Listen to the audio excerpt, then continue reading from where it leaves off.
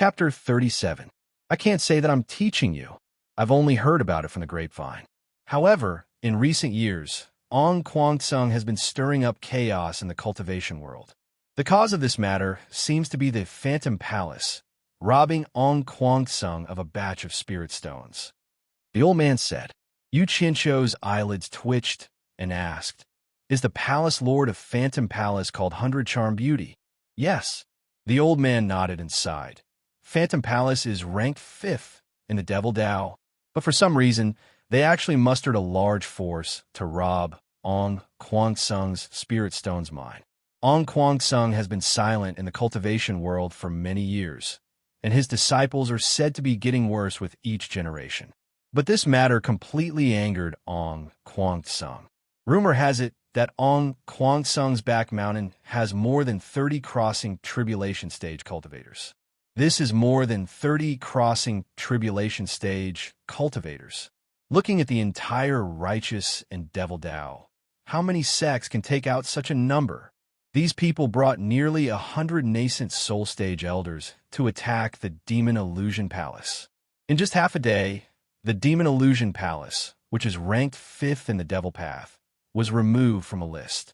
The palace master and several elders were severely wounded and disappeared. So powerful, Guan Yu said in shock. Yu Qianqiu didn't have much of an idea of the so-called strength of the various sects in the cultivation world, but he didn't expect that the righteous Dao, which is ranked 6th, would attack the devil Dao, which is ranked 5th, in less than half a day. After staying in Ong Kwang Sung for so long, he only knew that Ong Kwang Sung was ranked 6th. As for how strong the 6th was, he was completely clueless. However, the Phantom Palace was also quite unlucky. They wanted to rob spirit stones, but they didn't manage to do so. All the spirit stones went into other people's pockets. In the end, they brought disaster upon themselves. It was just a pity that the beautiful palace mistress was gone. He wondered how she was doing now. Yu Qianqiu smiled sheepishly at the thought of the huge pile of spirit stones in his hands, and the food and drinks in front of him were all exchanged with those spirit stones. This Ong Kwang Sung is really amazing. Not only the Phantom Palace, but also some of the small devil sects that have offended Ong Kwang Sung in recent years have all been eradicated. Ong Kwang Sung's series of actions were truly amazing. The balance of power in the entire cultivation world has been completely broken. I'm afraid that this rare peace in the cultivation world will set off another storm. The old man shook his head. He ate a mouthful of food and drank a glass of wine. He glanced at Yu Qianqiu and teased, "That's why I told you not to provoke Ong Kwang Sung." "Of course not. I just took a second glance at him because he's so pretty," Yu Qianqiu replied awkwardly. Seeing Guan Yu and the old man laughing wretchedly, he couldn't help but change the topic and asked, "Senior, you have an extraordinary appearance. May I ask which sect are you from?" The smile on the old man's face froze. He touched his face and looked at himself. He said, "You're such a hypocrite. This is the first time I've heard someone say that I have an extraordinary appearance." Yu Qianqiu quickly said, "I'm talking about inner qualities, inner qualities." Guan Yu laughed quietly at the side. "Oh, it seems that this old man is ignorant and inexperienced. It turns out that you can use extraordinary appearance to describe inner qualities. Forget it. I won't argue with you because of the good wine and dishes. This old man is 10,000 demons Chiu Yuan." The old man said indifferently. Guan Yu was shocked and said, "You're from a number 1 devil sect, 10,000 demons? Why? This old man is from 10,000 demons. What's wrong with that?" Chiu Yuan said as he glanced at Yu Qianqiu. He felt strange. He had noticed that this young man in front of him was a cultivator, but he couldn't see through his cultivation. This was really strange. Could it be that this young man's cultivation was higher than his? Yu Qianqiu didn't know what Chiu Yuan was thinking. He didn't mind which sect 10,000 demons belonged to. To him, the so-called devil sect was similar to the mafia. He cupped his hands and said, "So it's Senior Chiu. I've heard a lot about you. I've heard a lot about you." Chiu Yuan's face twitched and said, "What are you talking about? Have you heard of this old man's name?" This old man is so stubborn. He knows that I'm just being polite, but he doesn't give me any face. Yu Qianqiu smiled and said, let's not talk about it. Let's drink and eat. After eating and drinking, the two of them politely sent Xiao Weiyuan out of Hundred Flowers' house. After that, Yu Qianqiu wanted to go upstairs to meet his goddess sister. However, he was stopped by Guan Yu and wanted to go to the night market. He didn't have the mood to do that, but it was still early. Lu Jingguang might still be with Chu Ping so he listened to Guan Yu, and the two of them strolled around with full stomachs. Guan Yu suddenly saw the pouch on Yu Qianqiu's waist. His eyes lit up and he said, I've never used a storage pouch. I want one too. Oh, go buy one then. I'll just walk around here. Come back and find me. Yu Qianqiu nodded. Guan Yu stretched out his hand and said, give it to me. Give what? Spiritual stones to buy a storage pouch. Damn, you live and eat for me. Don't you think it's too much to ask for pocket money from me? Didn't you say you'll be my boss and let me follow you? Also, the spiritual stones I have are not enough to buy a storage pouch. You're not so stingy as a boss, right? You have so many. Yu Qianqiu quickly interrupted. All right, stop yelling. I'll give it to you. He pretended to take out a high-grade spiritual stone from his storage pouch. Guan Yu took the spiritual stone and shook his head. It's not enough. Give me more. The Hundred Flowers Valley has a lot of exotic flowers and plants. I want to buy some seeds for your sister. Buy a gift for my sister? Don't tell me you like my sister. I advise you to give up on this idea. If she's not happy, you'll be in trouble. Yu Qianqiu said suspiciously. Don't let your imagination run wild. Didn't you say your sister likes flowers and plants? Do you want me to learn from her? Guan Yu said. Yu Qianqiu was stunned. He remembered that he did say that to him. It turned out that he was reaping what he sowed. He took out a handful of spiritual stones with a pained expression and gritted his teeth. You really don't know the cost of daily necessities. Go back after you're done. I'm not going to shop anymore. He turned around and left. His good mood was ruined by Guan Yu.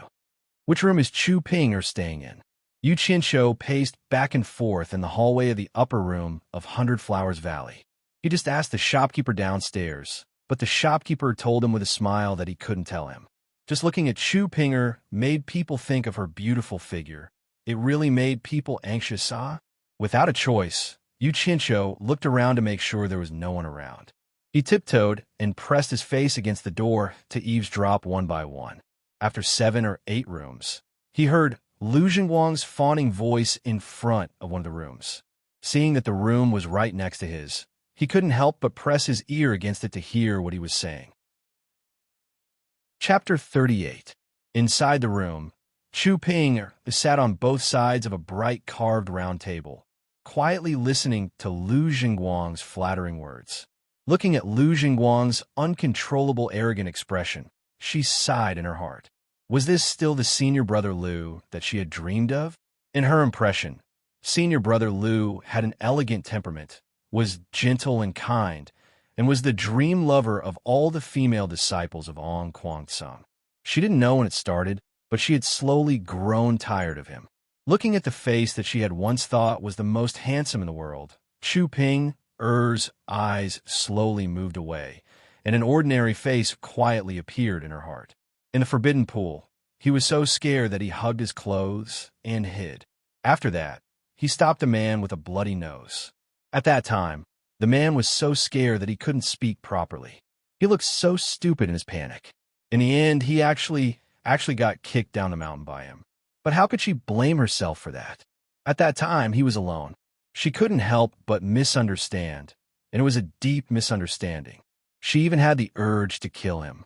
If it wasn't for the peeping in the forbidden cave, she didn't know how long she would have misunderstood. Elder Hao's death, that silent cry, and the blood he spat out, all showed his true feelings. Just think about it. How could such a person do such a dirty thing? Facing the sect leader without fear, facing him bluntly, how many disciples of Ong Kwangsung could do that? Facing the scolding of trash, how many people could do that? If it wasn't for senior brother Lu's palm, Ong Kwangsung probably wouldn't know that he was the kind of person who was willing to live in obscurity.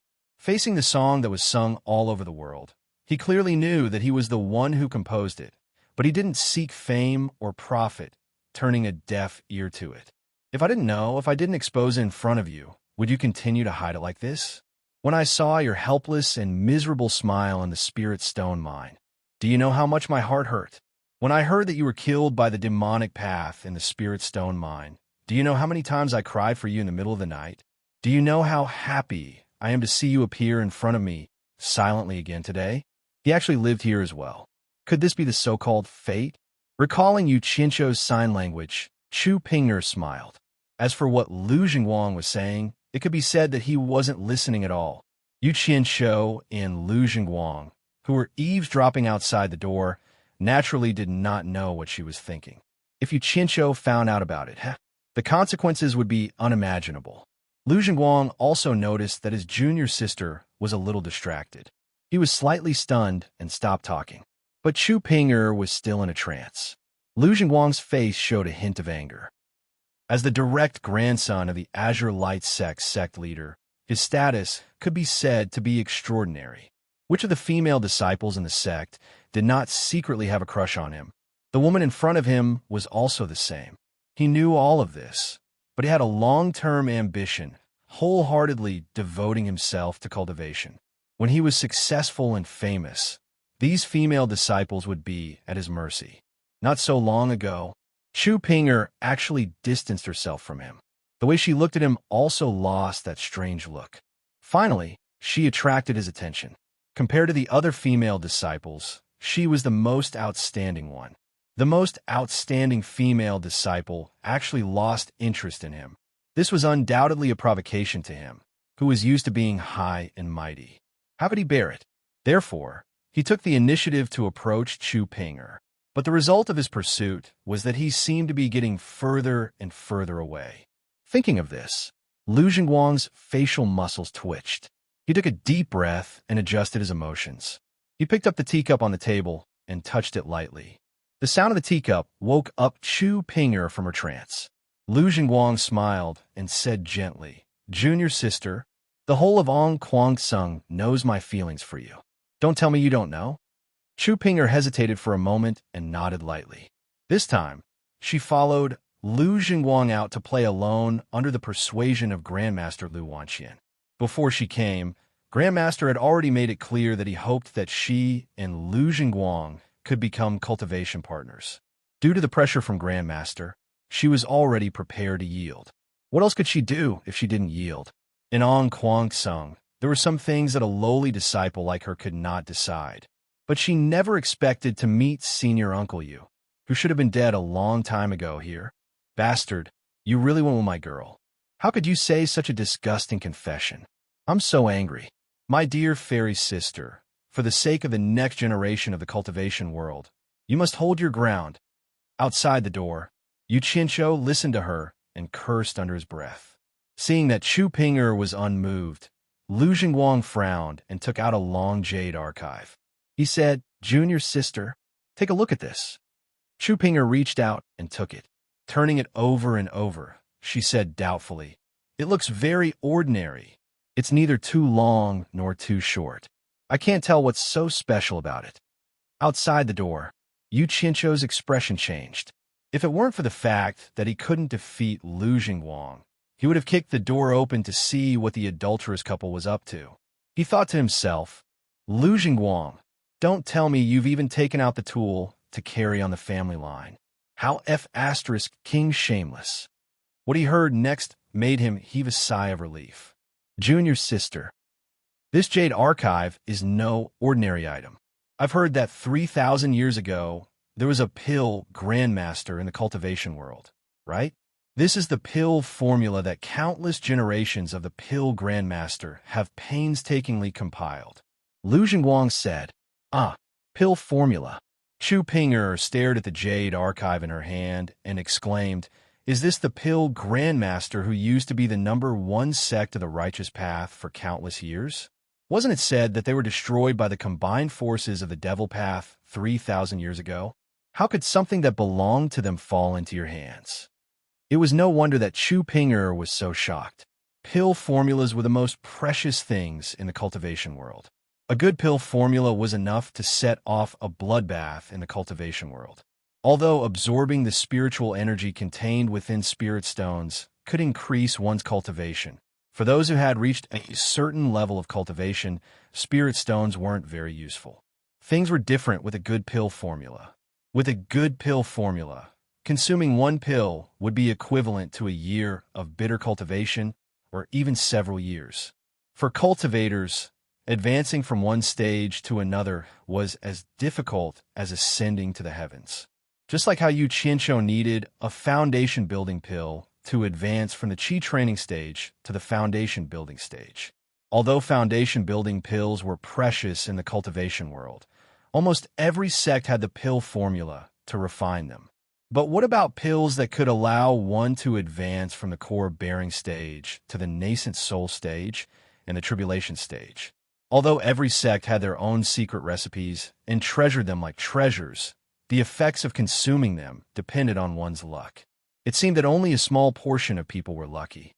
From this, it could be seen how precious a good pill formula was in the cultivation world. It was definitely not inferior to a good transcendent artifact.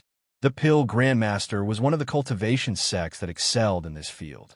It was rumored that once their disciples reached a certain level of cultivation, they would have a 30% chance of breaking through after consuming the pill.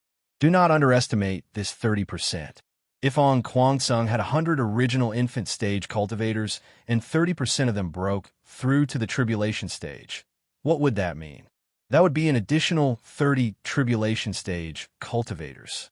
This kind of probability was something that none of the sects dared to think about. Chapter 39. Chu Ping, Er's surprised expression made him very satisfied. Lu Jingguang said a little proudly, "My grandfather obtained it by chance when he annihilated a small devil sect some time ago. The different levels of pill formulas on it were enchanted with different levels of restriction. It's funny that the devil sect couldn't break the restriction, so they threw it aside for so many years. The first level of restriction has been broken by my grandfather. Some of the pill formulas inside are really extraordinary." Chu Ping frowned and said, "This is the spoils of war of the sect, and such an important treasure. It should belong to the sect. Why did the sect head give it to you?" When she asked this question, she actually suspected that the Lu grandfather and grandson wanted to keep this treasure for themselves. Of course we have to hand it over. Who dares to keep this thing for themselves? Even if they keep it for themselves, who can rely on their own ability to gather all the medicinal ingredients on the pill formulas? But my grandfather said that whoever gives this thing to the sect will be given a great credit. My grandfather is already the sect head of On Kwangsung, so... Lu Jingguang smiled meaningfully. Looking at Chu Ping he said slowly, "So my grandfather said that this thing should be given to the sect by me. Then the great credit will naturally fall on me. The purpose of coming out this time is to find a very good reason to hand this thing over to the sect. Otherwise, I won't even go out of the mountain gate of On Kwangsung. Taking this thing out will only arouse suspicion." Chu Ping was slightly shocked. First of all, the dignified sect head of On Kwangsung would actually do such a thing. It was simply unbelievable. Second, he even told such a secret to her. Wasn't that forcing her to obey him? Yu Qianshou, who was outside the door, pricked up his ears. Something that could make the Lu grandfather and grandson spend so much effort on it was definitely not an ordinary treasure. He didn't expect this secret to be accidentally heard by him. Yu Qianshou didn't even dare to breathe loudly as he looked at the two ends of the corridor. Seeing that it was still quiet, he put his ear to it again. In fact, if it weren't for the inexplicable special effect of the golden bead, how could he eavesdrop on Lu Jingguang's conversation with his cultivation? He would have been discovered long ago. However, although this merit is great, I am not willing to enjoy it alone. As long as Junior Marshal's sister agrees to be my Tao companion and cultivate together, I'm willing to give you half of the merit. When I hand it over, I will report to the sect that this treasure was discovered by both of us together. What do you think, Junior Sister? Lu Jingguang threw out a condition that he thought was very attractive. Chu Ping was in a dilemma. Ever since she saw Yu Qianshou downstairs, she had already given up on the idea of dual cultivation with Lu Jingguang. But now that Lu Jingguang had told her everything, she had no choice but to agree. Otherwise, the consequences would be unimaginable. Junior Marshal sister, can't I move you with my sincerity? Lu Jingguang saw that she was still hesitating. His tone was a little unhappy, and his words were already mixed with threats. Chu Pinger naturally heard it. She bit her lips and said with a smile, Senior Marshal brother, such a great merit suddenly appeared and fell on me. My mind is a little confused. Can you let me have some peace and quiet? I will definitely give Senior Marshal brother an answer tomorrow. Okay, then I won't disturb Junior Marshal sister's rest. Lu Jingguang stood up and replied readily. Chu Pinger stood up and said, Senior Marshal brother, take care. Lu Jingguang nodded. His eyes swept over the latter's beautiful face and full chest, and then glanced at the gums in the room. In his mind, he could already imagine Junior Marshal's sister moaning under him tomorrow. He didn't think that Junior Marshal's sister could refuse the temptation he threw out.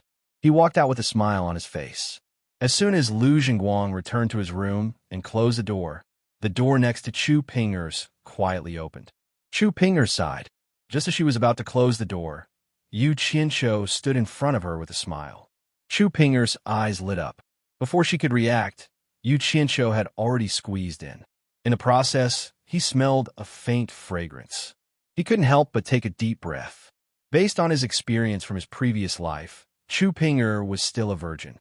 Marshal Uncle Yu. Chu Pinger closed the door and locked it. She held back her surprise and greeted. Yu Qianqiu waved his hand and said with a smile, No need to be so polite. We haven't seen each other for a long time. After saying that, he sat down. Ever since we parted ways at the Spirit Stone Mine in Kwangsung, it's been a year since I last saw you, Marshal Uncle. Chu Pinger said faintly and sat opposite him. Haha, we will naturally meet again if we are fated. Look, aren't we meeting each other now? Yu Qianqiu laughed heartily. I heard that Marshal Uncle was killed by the Devil Dao in the Spirit Stone Mine. The whole of Kwangsung thought that you were really dead. I didn't expect to meet Marshal Uncle here. That's right. Since Marshal Uncle is fine, why didn't you return to Kwangsung? Since Chu Pinger had doubts in her heart, she naturally had to ask. As she spoke, she got a clean cup, poured some tea, and placed it on the opposite side. Fortunately, I am lucky. Otherwise, I wouldn't have been able to see you again. Shaking his head and sighing, Yu Qianqiu drank the tea in one gulp. He said, Answer Kwangsung? Oomph. If I had really returned to Kwangsung, I'm afraid that not even my bones could be found. Do you think the Sect Master and Wu Baoru would let me go? Rather than losing my life, I would rather live a carefree life as a loose cultivator. Chu Pinger thought that what he said was true. If she had stayed in Kwangsung, she was afraid that she would not have had a good ending. After pouring another cup of tea for him, she slowly asked, Marshal Uncle, how have you been wandering outside for more than a year? SOSO, I can be considered to be doing okay. Chu Pinger looked at Yu Qianqiu. She didn't quite believe it. In a cultivation world, if a loose cultivator didn't have a high cultivation and didn't have the protection of a sect, how many of them could have a good life? He was still the same. He would bear all the pain alone. She just didn't know when she would be able to see him again after this. Thinking of this, she couldn't help but ask, Marshal Uncle, are you really not going to return to Kwangsung? I'm not going back, Yu Qianqiu suddenly asked. You won't tell Kwangsung that I'm still alive, will you? Chu Pinger was stunned. She felt as if her heart had been pierced by a needle. She then bit her lips and said slowly after a long time, Is Chu Pinger so untrustworthy in Marshal Uncle's eyes? Damn, this girl was stimulated. That's not right. Why does it feel a little weird? Could it be that this girl has fallen in love with me? Thinking of this, he felt that his judgment was not wrong. He was ecstatic and secretly had a plan. He didn't dare to say anything to stimulate Chu Pinger anymore. He quickly changed the topic and said, Since I've left Kwangsung, you don't need to call me Marshal Uncle anymore. Call me by my name from now on. Let's be friends. By the way, can I call you Pinger from now on? After that, he drank the tea in front of him. Pinger, what an intimate name. With this sentence, the hidden bitterness on Chu Pinger's face disappeared without a trace. She stared at Yu Qianqiu affectionately with her eyes and nodded. Then, he stood up and filled the teapot with water. Yu Qianqiu was now 100% sure that Chu Ping'er was really interested in him. He raised his hand and touched his nose. A trace of a smile flashed across his face. Suddenly, he reached out and grabbed the hand that was pouring the tea. He could clearly feel that the other party's hand was stiff, but she didn't pull it back. She still let him hold it. What was he trying to do? Chu Ping'er's face was red. Her heart couldn't help but beat wildly. She didn't dare to look at him directly. Chapter 40. Gaga. Her little hands were so soft and smooth. Yu Qianqiu was very pleased with himself. He put down the teapot from her hands and said gently, "Ping, don't move.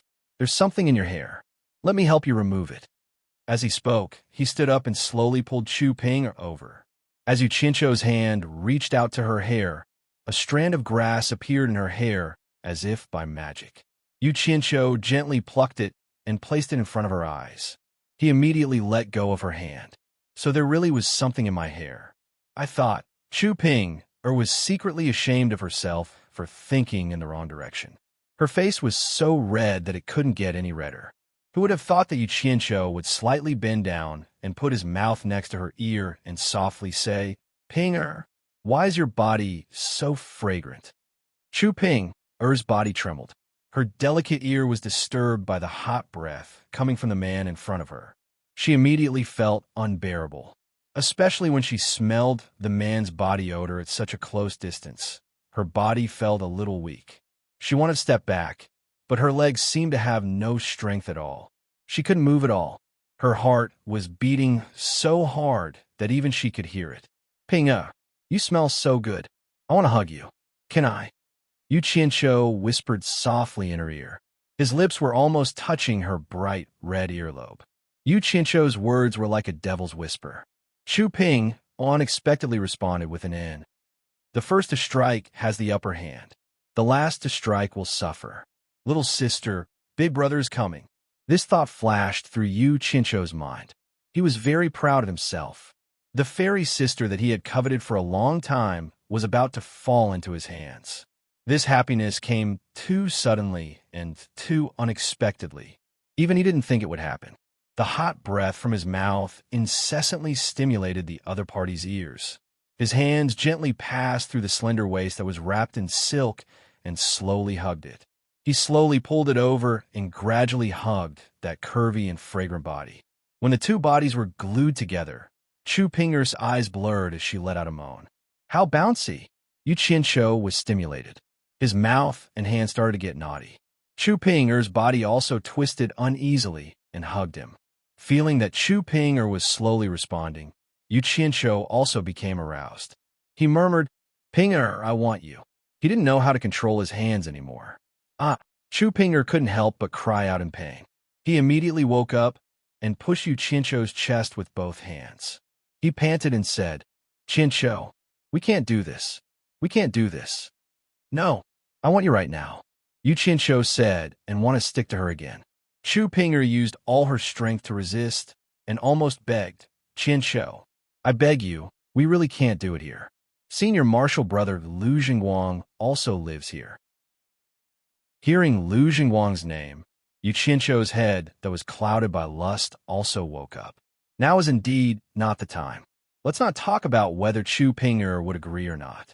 He had already made up his mind to steal Lu Jingguang's treasure. He couldn't delay this matter. Thinking of this, he could only let go of Chu Ping'er helplessly. Chu Ping'er gently leaned on Yu Qianqiu's body. Her face was still red, as if she was happy that Qianqiu could listen to her. She listened to a strong heartbeat and said slowly, "Qianqiu, don't worry. Ping'er's body will only belong to you in this lifetime. Next time, Ping'er will definitely give it to you next time." Yu Qianqiu hugged her and responded helplessly. However, his hands were still taking advantage of her body. Not long after, Chu Ping'er let out a soft moan. She was a little aroused by his restless hands again. She quickly grabbed his hand and held it in her own. She snuggled in his arms and asked softly, "Qianqiu, do you think I'm a little frivolous for agreeing so quickly?" "No, I like it." After Yu Qianqiu finished speaking, He sat on the stool and pulled Chu Pinger over to sit on his lap. "And do you like me?" Chu Pinger turned her head and looked at him. "Silly. Needless to say, of course I do. Then when did you start to like me? Today?" Chu Pinger asked without blinking. "No. Since the first day I came to this world, I like you. I often dream of you." Chu Pinger clenched her fist and hit him. She said coquettishly, "You're so annoying. I'm happy that you lied to me. I want to hear the truth." "You really want to hear it?" "Yes." Yu Qianqiu saw that she didn't believe him even if he told the truth.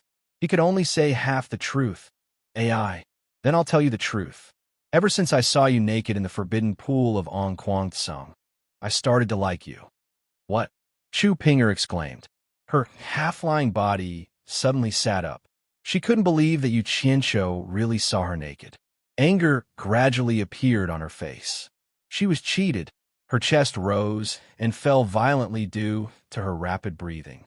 "I love you," Yu Qianqiu said softly. Whether it was the previous life or this life, these words were very lethal. Chu Pinger immediately fell into his arms. He smiled and said, "Pinger, why are you so excited? I didn't mean to see it. I originally wanted to go to the stone cave in the forbidden area. Who knew that there would be a beautiful blue light sect female disciple who took off her clothes? AI, this must be heaven's will for us to be together." "You're still talking." Chu Pinger bashfully punched him again. He had seen all the parts of her body that he shouldn't have seen. He had touched all the parts that he shouldn't have touched. There was only one last step left. What else could she do now? This was fate. "It's not like you'll lose a piece of meat just by looking." Yu Qianqiu laughed. Chu Pinger immediately punched him a dozen times. Yu Qianqiu laughed and grabbed her hand. He said, "All right, Pinger, don't mess around.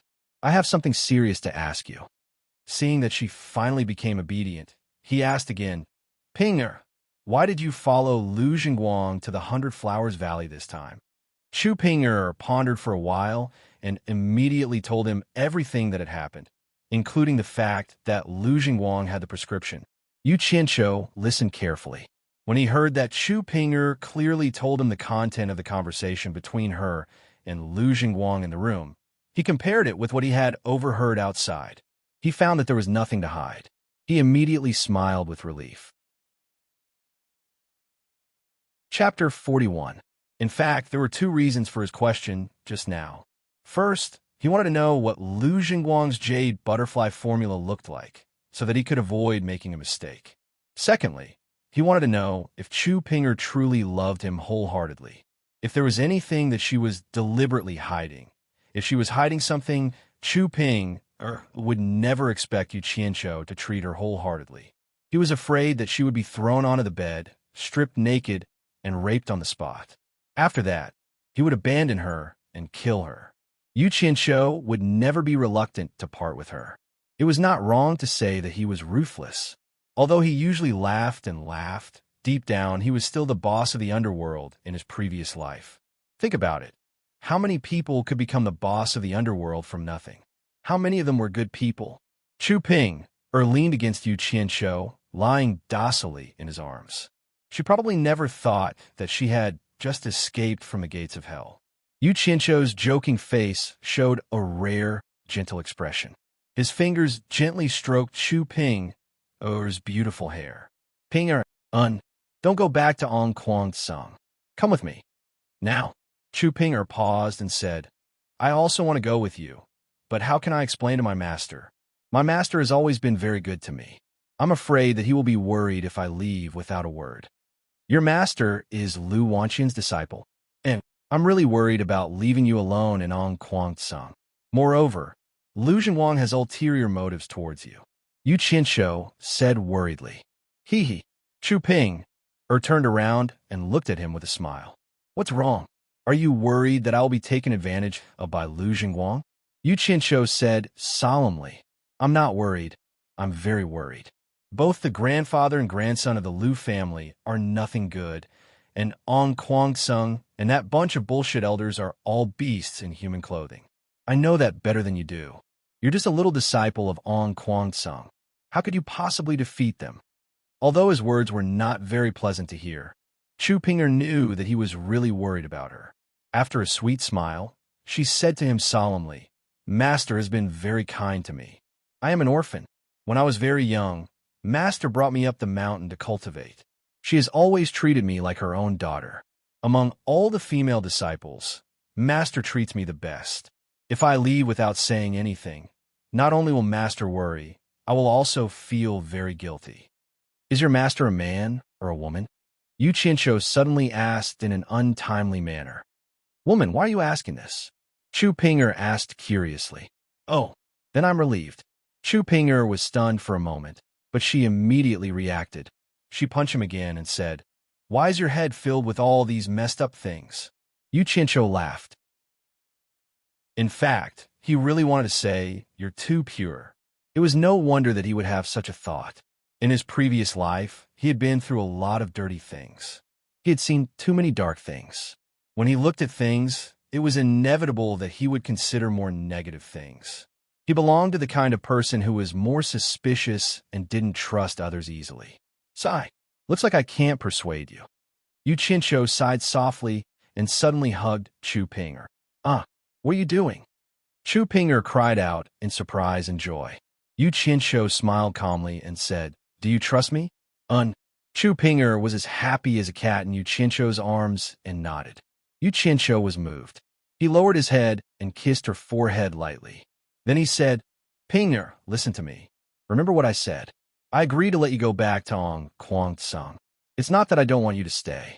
I really want you to stay, but I don't want you to be in a difficult position. If I see you in a difficult position, I will feel even worse than you. Do you understand? After you go back to Kwangtsung, you must remember to protect yourself at all costs. As long as you still have me in your heart, treat it as protecting yourself for me. You must make yourself well. Ping'er, remember, no matter what happens in the future, I will definitely find you. Even if I die, my soul will find you and let you know that I'm here. I don't want you to die. Chu Ping'er immediately covered his mouth and said with tears, I want you to come back to me alive. I will definitely live well and wait for you to come back to me. Yu Qianqiu smiled gently and said, As long as you can do it, I will definitely do it. No one can stop me. Ping'er, you have to remember, our separation today is for a better reunion in the future. And Chu Ping'er nodded desperately with tears in her eyes. Seeing that she was crying, Yu Qianqiu wanted to ease the atmosphere. He put her down and said, I have something to ask of you. Ping'er, will you agree? And Chu Ping'er said with tears in her eyes, As long as I can do it, I will agree to anything. Yu Qianqiu said disapprovingly, This is something that you can do easily. I'm just afraid that you will not agree to it when the time comes. Do you not trust me that much? Chu Ping'er was a little angry, but she suddenly saw Yu Qianqiu's face revealing a trace of a strange smile. She couldn't help being startled and said with slight apprehension, Don't tell me you want me to do that thing with you again. I already said that it's not convenient for Lu Jingguang to live here. Yu Qianqiu was stunned. He immediately understood what she was talking about. He secretly thought that this girl's awareness was too high. He couldn't help but smile bitterly and said, Am I such a lowly person? Chu Ping'er was so embarrassed that her face turned red. She stamped her feet and said, If it's not that thing, then say it. I will agree to it. Okay? This is what you said. You can't go back on your words. Yu Qianqiu put his mouth next to her ear and said softly, My hand is a little itchy. As he said that, his hand had already slid down the smooth skin of a certain someone's collar. Chu Ping'er's body trembled, but she didn't resist. She only heard her muttering, You still say that you're not a lowly person, but I've never seen someone more. Gradually, an uncontrollable moan came out of her mouth. Yu Qianqiu, who had succeeded in his plot, happily pulled out his hand and put it in front of his nose to smell it. He said, It smells so good. Chu Ping'er was so embarrassed that she almost couldn't lift her face. Wait for me. I will go out for a while and come back soon.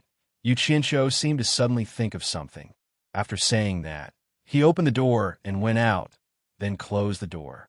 Chu Ping'er didn't know what he was going to do when he went out, so she hurriedly tidied up her collar that was loosened by that bad guy's hand. Yu Qianqiu came back very quickly.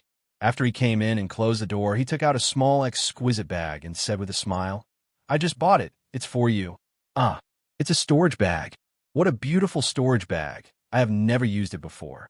Chu Pinger, who received the gift, was very happy. After playing with it for a while, she suddenly frowned and said, "This thing is very expensive. It must be hard for you to be alone outside. Why do you need to spend this money?" "Hee hee. As long as you like it, spending a little money is nothing. Your husband doesn't have anything else but money.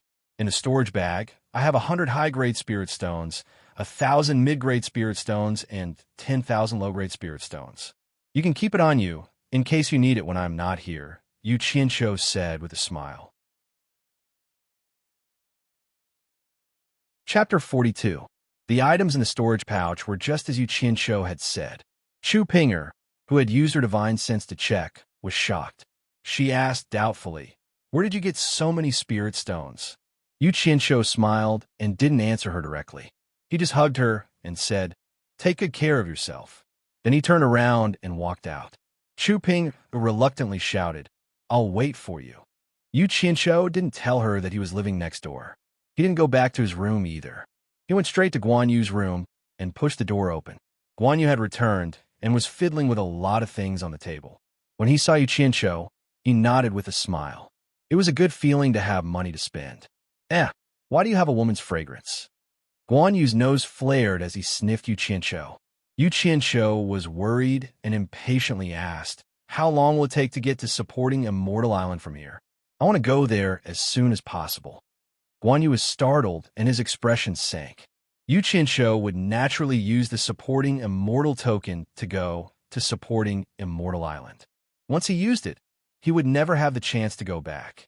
However, his natal primordial spirit was in the hands of others. What could he do? He sighed and said, "There's a shop on supporting Immortal Island in the 100 Flowers Valley. They use flying artifacts to transport things every day. If you show the supporting Immortal token to the shopkeeper, they will naturally take you there." Yu Qianshou pondered for a bit and had a plan. He patted Guan Yu's shoulder and sent him into his space without caring if he was happy or not. He also swept the things on the table into his space. Then, a long and thin pipe appeared in his hand. This was something he had bought outside. Today, when he was strolling in the market, a man suddenly pulled him to the side and asked if he wanted anything good. Yu Qianshou asked him what it was, and the man pulled him to the side, took out the thing, and told him that it was called Fallen Immortal, and it was specially made to deal with cultivators. To put it bluntly, it was a sleeping gas specially made for cultivators. It was very effective against cultivators below the core formation stage. Yu Qianshou was overjoyed. The two of them immediately ran into the wilderness and caught a few wild beasts to experiment. Sure enough, the effect was miraculous. Yu Qianshou was so happy that he exclaimed that the man was a talent. In the end, he accidentally put the man into his own space. The two ends of the pipe had small holes sealed with wax, and there was a fuse halfway up the waist. Yu Qianshou took out a flint and lit the fuse. The fuse dragged sparks as it drilled into the pipe. Then, the pipe made a light pop sound, and he felt a slight warmth in his hand. Yu Qianshou nodded with satisfaction.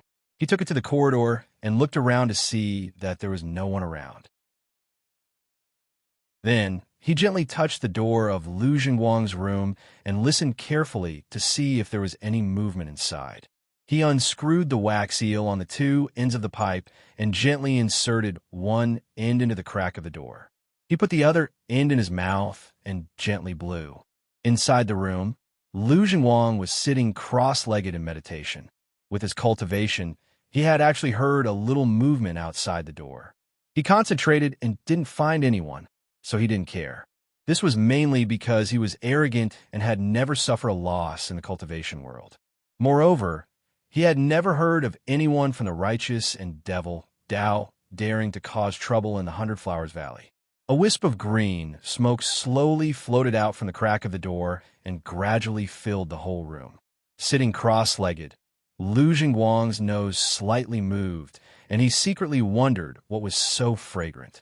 Then he felt that the genuine qi in his body became heavy and slowed down. He frowned and opened his eyes to see the room filled with green smoke. Even though Lu Jingguang didn't have any experience at this time, he also found that he had been tricked. He was shocked and just got up from the bed. He suddenly felt dizzy.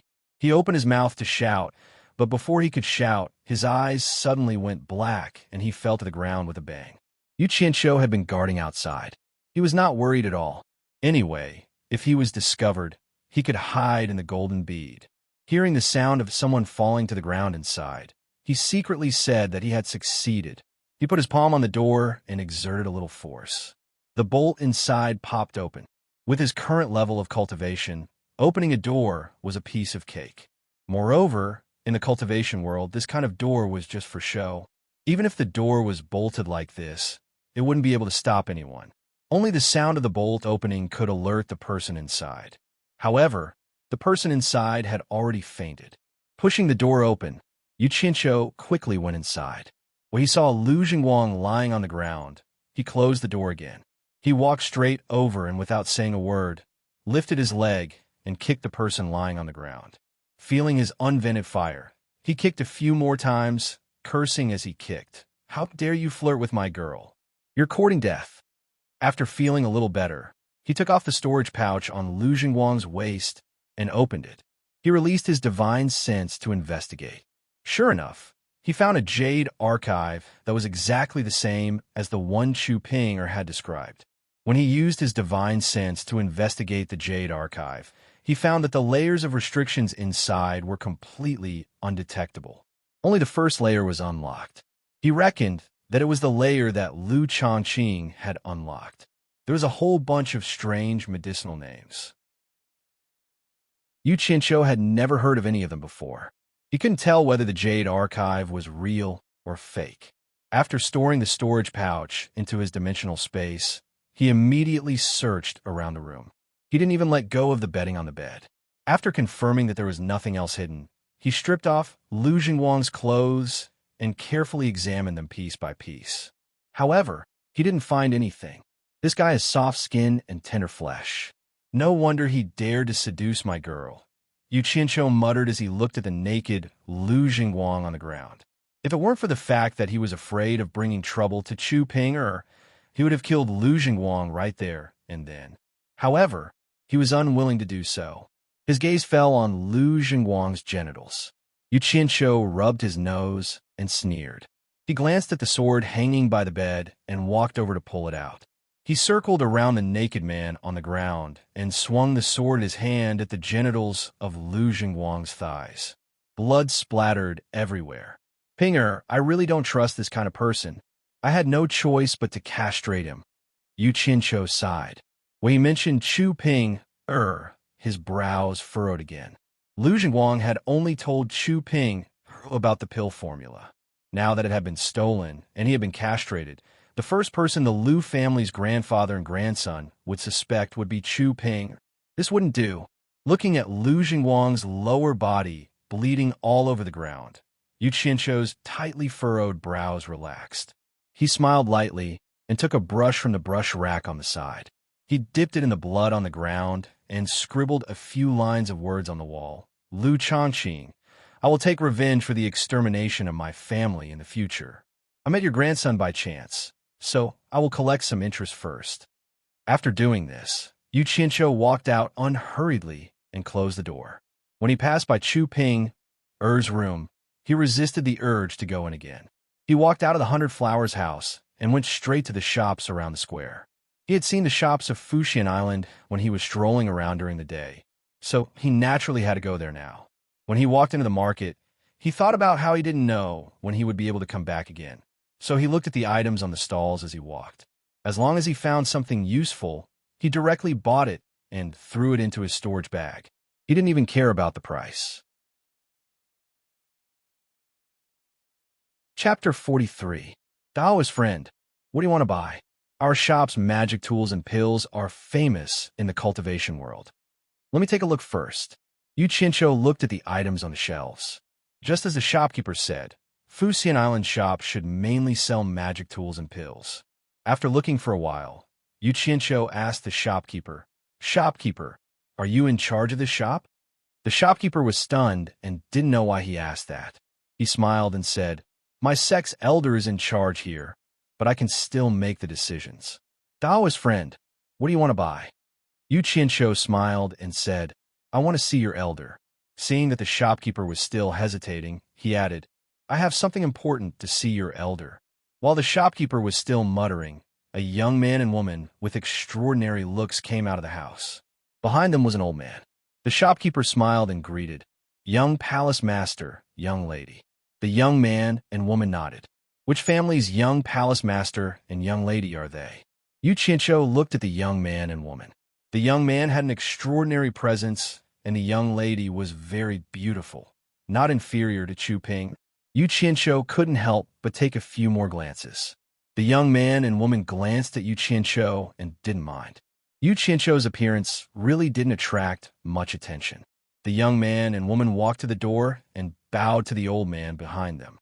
Martial uncle, please stay. The old man nodded and said, Go back and send my regards to your mother. The young man and woman said a few polite words and turned to leave. The old man also turned and walked into the house. Elder Qin, the shopkeeper shouted and walked to the old man.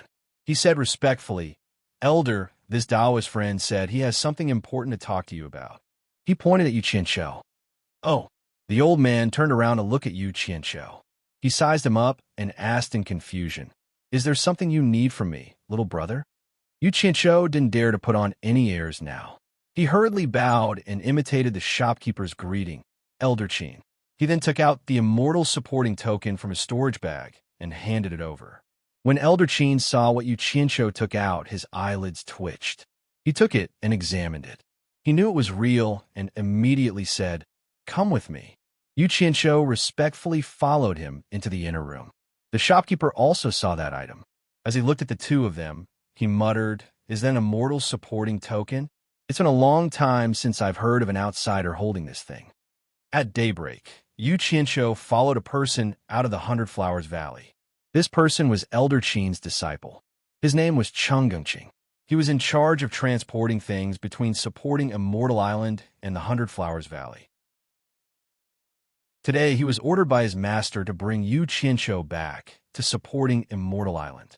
The two of them walked out of the Hundred Flowers Valley's Grand Formation. Cheng Gengqing took out a small copper crane and threw it into the air after making a few hand seals. The copper crane grew with the wind and instantly turned into a big, lively immortal crane. It circled in the sky and slowly landed in front of the two of them. Cheng Gengqing jumped onto the crane's back and looked at Yu Qianshou. He smiled and said, Come on up. Yu Qianshou immediately jumped on. The former made a hand seal and shouted, Rise. The big crane cried and flew into the sky. Yu Qianshou wasn't paying attention and was almost thrown down. The crane circled twice and found the right direction to fly south. The speed of the crane was very fast. When people stood on it, the wind resistance was very strong. It almost blew them off. However, no matter how bad Yu Qianshou's cultivation was, he could still stand steadily when he circulated his power. Cheng Gengqing saw Yu Qianshou's embarrassment and couldn't help but smile. He asked, Is this your first time riding a flying magic tool? Yes, I've never ridden it before. Yu Qianshou didn't know how to address him, so he could only answer directly. Cheng Gengqing seemed to know what he was thinking and said, Since you came with the supporting immortal token, you will be a disciple of the same sect in the future. Our supporting Immortal Island isn't like other sects where there are generations of disciples. Seniority is determined by strength. Chi refining cultivators, call foundation, establishment cultivators, martial uncles, and so on. I'm a core formation cultivator, but I can't see through your cultivation. I wonder what stage your cultivation is at. Why didn't this damn Guan Yu tell me before? Yu Qianshou smiled bitterly. I'm Chi refining level 10, so I have to call you Martial Ancestor Cheng. He didn't expect that his seniority in On Kwangsung was so high, but now he was someone else's disciple. You don't have to be embarrassed. This is a very normal thing in our supporting Immortal Island. Maybe I'm your martial ancestor today, but in 2 years, I might have to call you Martial Uncle. Cheng Gengqing smiled. Martial Ancestor Cheng must be joking. How is that possible? Yu Qianshou replied. Cheng Gengqing was also a person who was easy to talk to. The two of them chatted and laughed along the way. In his previous life, Yu Qianqiu took a plane and flew in the sky. However, anyone with a normal body could sit on a plane. People who didn't cultivate really couldn't sit on a plane. If you didn't sit in the cabin, you would know what it felt like to stand outside the plane. However, there were benefits too. The great rivers and mountains below could be seen clearly from the top. After flying for more than half a day, they couldn't see the land below. It was all vast ocean. Yu Qianqiu knew that they were about to reach supporting Immortal Island. As expected, not long later, an island appeared on the surface of the ocean. The island was surrounded by clouds and mist. Cheng Gengqing smiled. Supporting Immortal Island is in front. When they flew closer, they realized that it looked like a small island from afar. However, when they looked closer, they couldn't tell how big it was. The red-crowned crane descended and its speed slowed down. When it was about to land, Cheng Gengqing sent out a finger seal from the depths of the clouds. The clouds opened up a path for the red-crowned crane to carry the two of them in. After passing through the clouds, Yu Qianqiu looked back. He couldn't help but click his tongue in wonder. From the outside, it looked like there were clouds, but from the inside, there was nothing. It seemed like this was a formation to protect the island. Looking down, the pavilions and terraces really gave off the feeling of a paradise on earth. As expected of the #1 sect of the righteous path. The grandeur of these buildings was much stronger than that of Quangsung. The red-crowned crane landed on a plaza. The two of them jumped down. Cheng Gengqing invoked his arts to keep the red-crowned crane. He said, "Follow me." After saying that, he led Yu Qianqiu to the huge building in front of the plaza. Along the way, they met many people who greeted Cheng Gengqing. Yu Qianqiu saw a huge building with 3 floors from afar. On the board of the first floor, there were 3 golden words Peng Lai Pavilion. After Cheng Gengqing spoke to the guard at the door, he brought him into the building. Once he entered, Yu Qianqiu almost fainted. It was like entering a government office building in his previous life. Even though it was an ancient building, there was an empty main hall in the middle of the first floor. On both sides, there were many smaller halls. The smaller halls also had small signs hanging on them. For example, the service office, the defense office, the secular affairs office, the miscellaneous office. The signs in the corridors on both sides were unclear. He didn't know what was written on them, but it must be somewhere else. Yu Qianqiu shook his head. If it wasn't for this antique building, he would really suspect that he had traveled back in time. He followed Cheng Gengqing to the top floor of the 3rd floor and stopped in front of what seemed to be the largest room. Cheng Gengqing shouted from outside. Disciple Cheng Gengqing requests an audience with the sect master. Yu Qianqiu raised his head and looked at the sign hanging above. Sure enough, it was the word Sect Master. He really suspected that the guy who made these things was also a time traveler. "Come in." A majestic voice came from inside. This feeling was too King familiar. Yu Qianqiu felt his teeth aching. He secretly muttered, "I wonder what rank the sect master is. Governor? Mayor? Or county head?" Cheng Gengqing pulled him who was in a daze.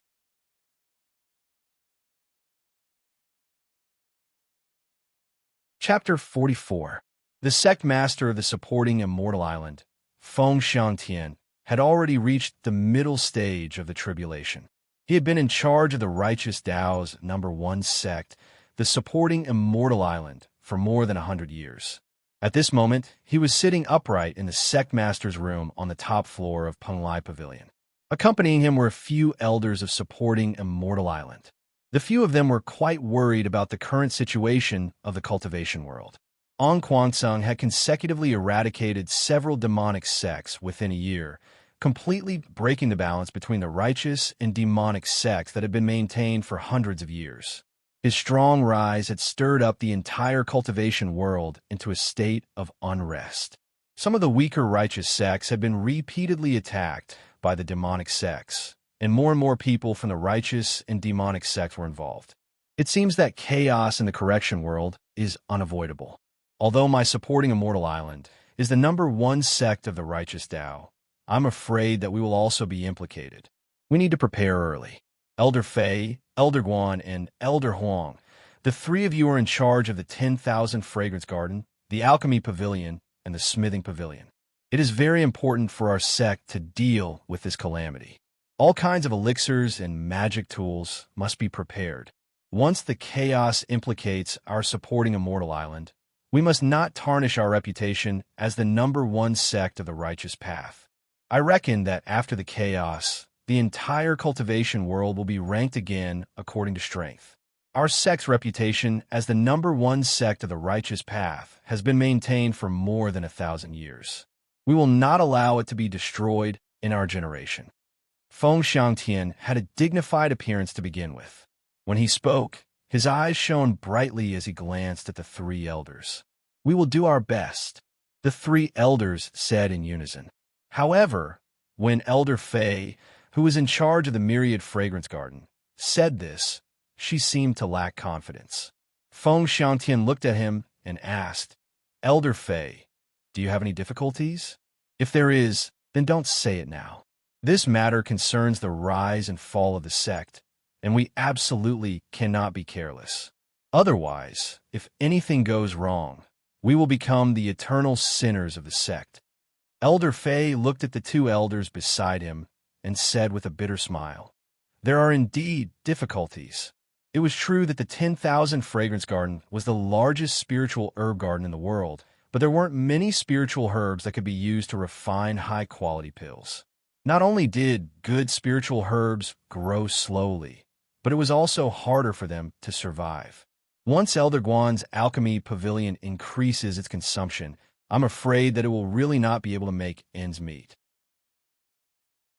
As soon as he finished speaking, Elder Guan, who reeked of medicine, stood up and shouted, "Fei, what do you mean by that? Could it be that you want my alchemy pavilion to reduce the amount of spirit grass used? Don't even think about it."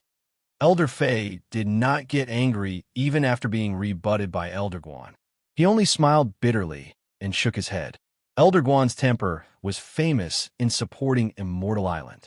He didn't care about anything else and only liked to concoct pills. If someone dared to obstruct him from concocting pills, he would fight them to the death. There was no one in supporting Immortal Island who wasn't afraid of him. In the entire cultivation world, he had the title of Pill Fanatic. His alchemy skills were probably second to none. Elder Fei, who knew his temper well, did not dare to say anything else. "How about this?" Feng Xiangtian said, "Send more disciples to search for spiritual herbs. Send more people to the Myriad Fragrance Garden as well to increase the production of spiritual herbs. The sect will stop selling elixirs that are intermediate grade and above. First, ensure the elixirs in the supporting Immortal Island's inventory. In addition, I have already notified Elder Quan, who is in charge of the sect supplies, to increase the amount of spirit stones used by all disciples below the core formation stage by 5 times, and the amount of chi storage pills used by all disciples above the core formation stage by 1 time. Elder Jean, who is in charge of the spirit stone mine, will increase the amount of spirit stones extracted. Elder Qin, who is in charge of the common goods, will send back the spirit stones obtained from the outside." The elders nodded. At this moment, they heard the sound of 2 people coming up the stairs. Someone shouted from outside, "Disciple Chung Gongqing is here to see the sect leader." Everyone had an impression of Chung Gongqing.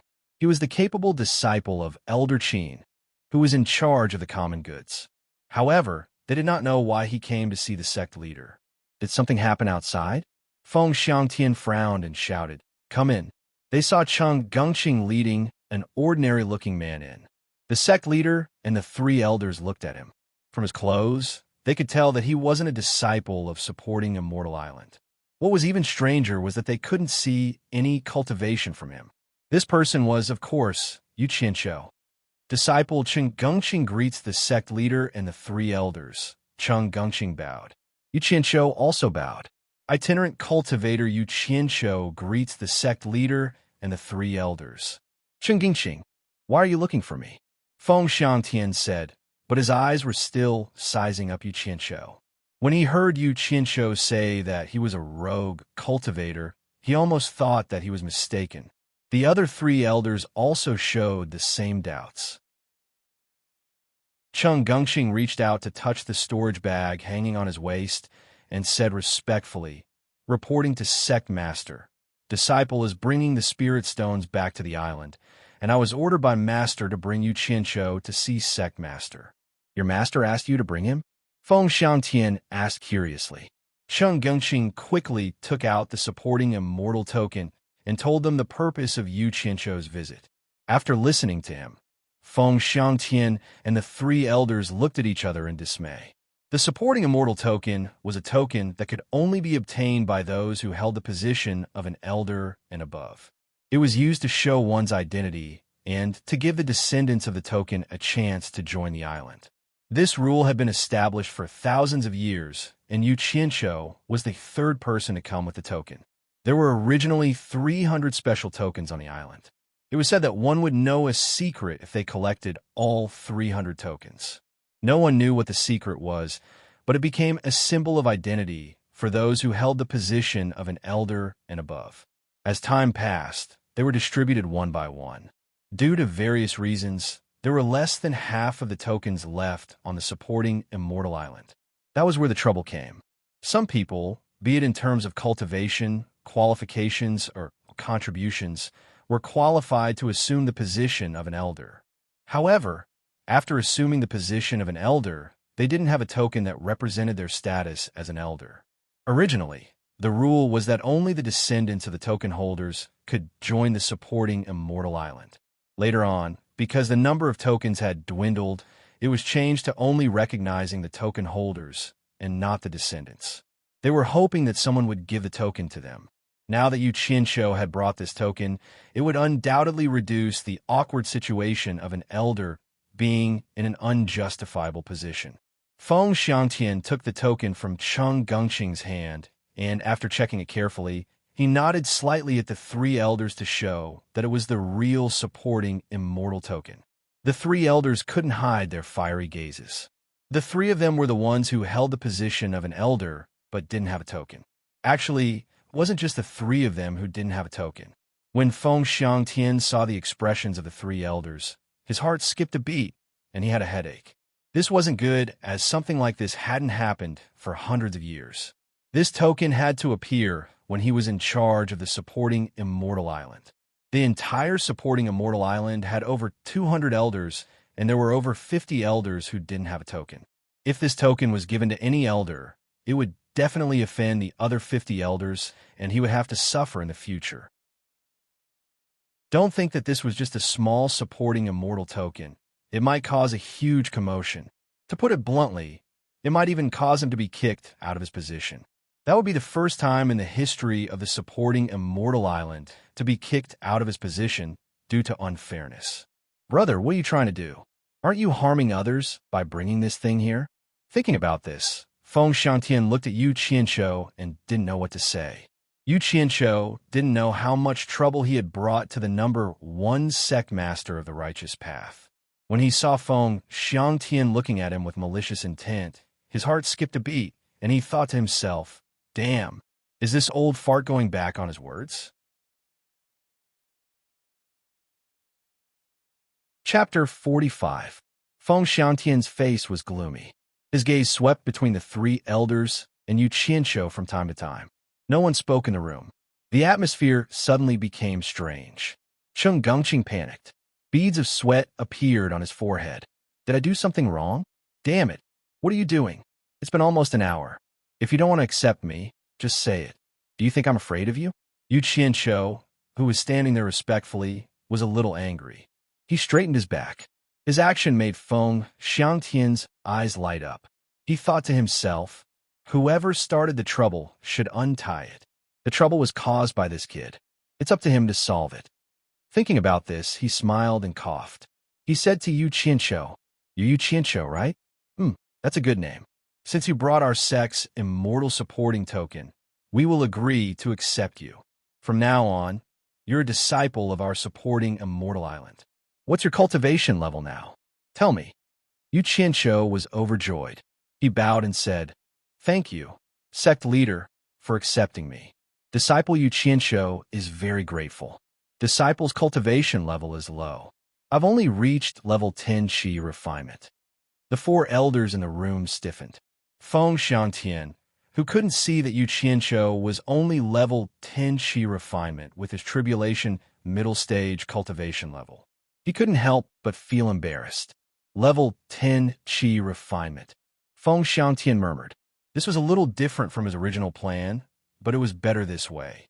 He frowned and said, Yu Qianqiu, there are some things I have to tell you. Although this token can let you join the supporting Immortal Island, our Sect's rule is that those who fail to reach Foundation Establishment 3 times will be expelled. You haven't reached Foundation Establishment yet, so you have to follow this rule. Think about it carefully. If you regret, you can still take back this immortal supporting token and join our sect after you break through to the Foundation Establishment stage. What Feng Xiangtian said was the truth, but there was also an element of intimidation in his words. His intention was to make Yu Qianqiu back off in the face of difficulties, throw the hot immortal supporting medallion back, and enjoy the peace and quiet. When the 3 elders heard Feng Xiangtian's words, their expressions changed, but they had no reason to stop him. They all stared at Yu Qianqiu to see his reaction. As expected, the latter didn't disappoint them. Yu Qianqiu had already heard about these rules from Guan Yu, so he had thought about it very clearly. He immediately shook his head and said, It's my lifelong dream to be able to join the number 1 righteous sect supporting Immortal Island.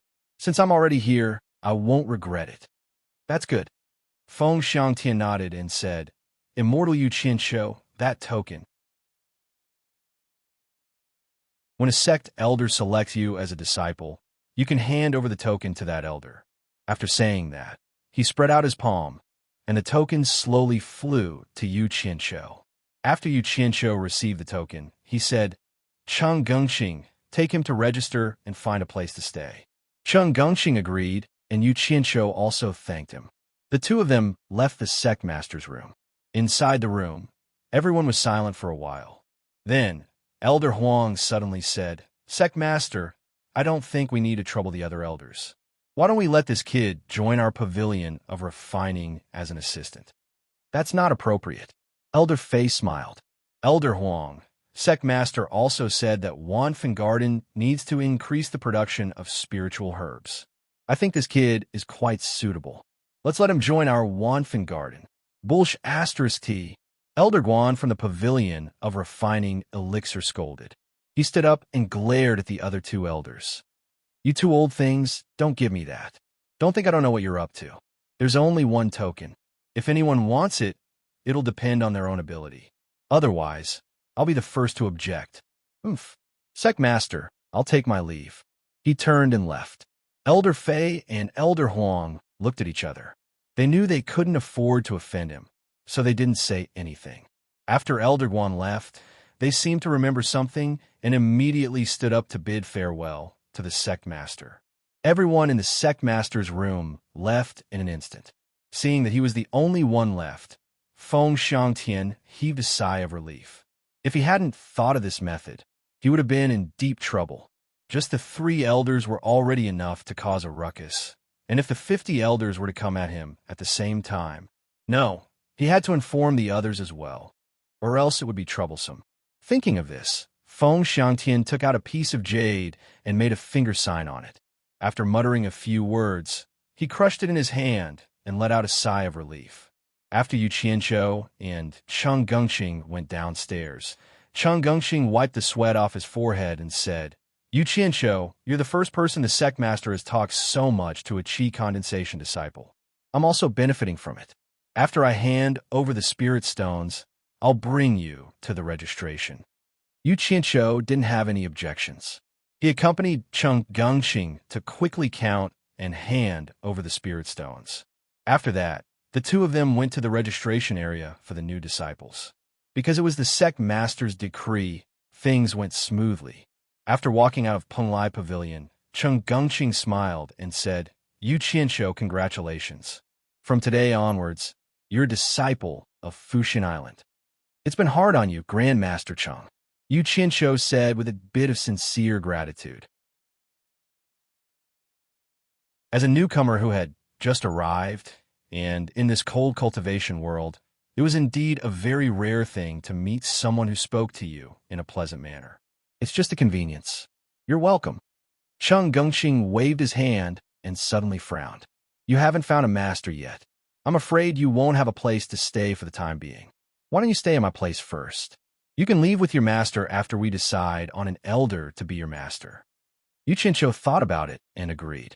Moreover, it was indeed more convenient to follow an acquaintance. Just as he was about to nod and agree, he suddenly heard someone laughing behind him. Then you might as well worship me as your master. You can stay at my alchemy pavilion. Yu Qianqiu turned around and saw that it was one of the elders he met just now. Before he could react, he heard Chung Gongqing greet him. Elder Guan. Yu Qianqiu could only greet him. Huh, no need to be so courteous. No need to be so courteous.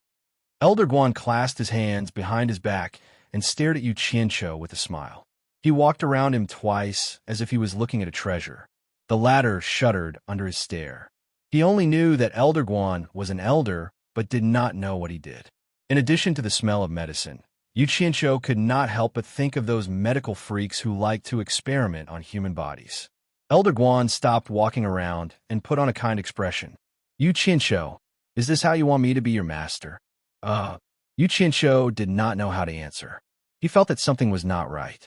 An elder of the number 1 righteous sect, Fuxian Island, was rushing to be his master?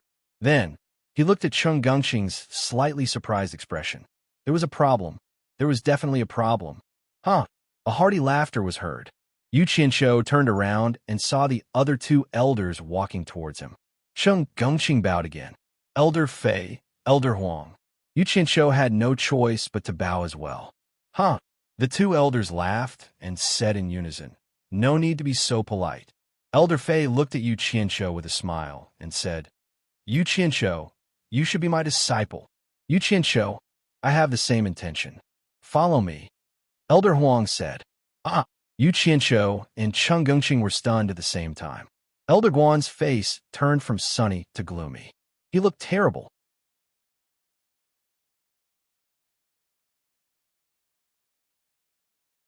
Chapter 46.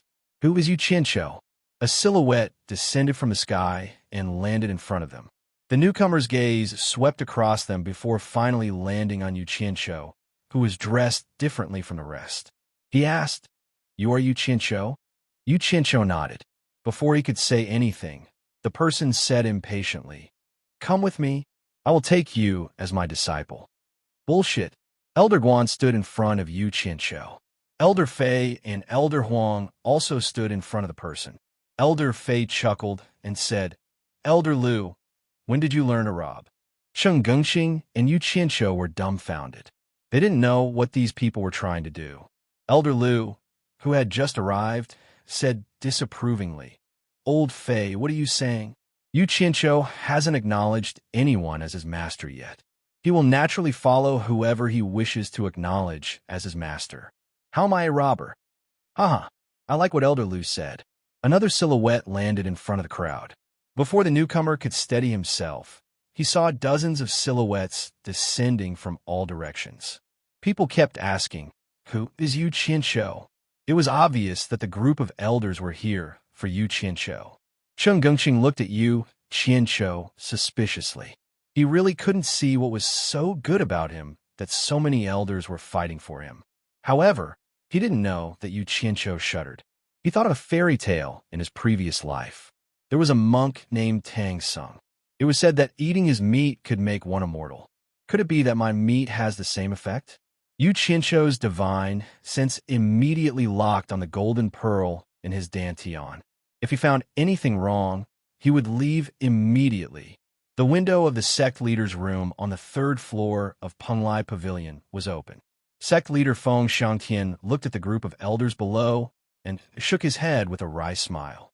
Once again, he felt that he had made the wisest decision. When the surrounding disciples saw so many elders gathered together, they didn't know what was going on. They wanted to go over and take a look, but they didn't dare to. Not long after, there was a large crowd of disciples surrounding them, and there were even more who heard the commotion and came over to watch.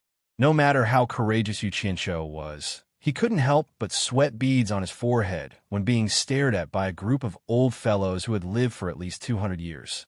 This kind of pressure was too great. Yu Qinsho felt his throat was a little dry. He swallowed his saliva and bowed to everyone.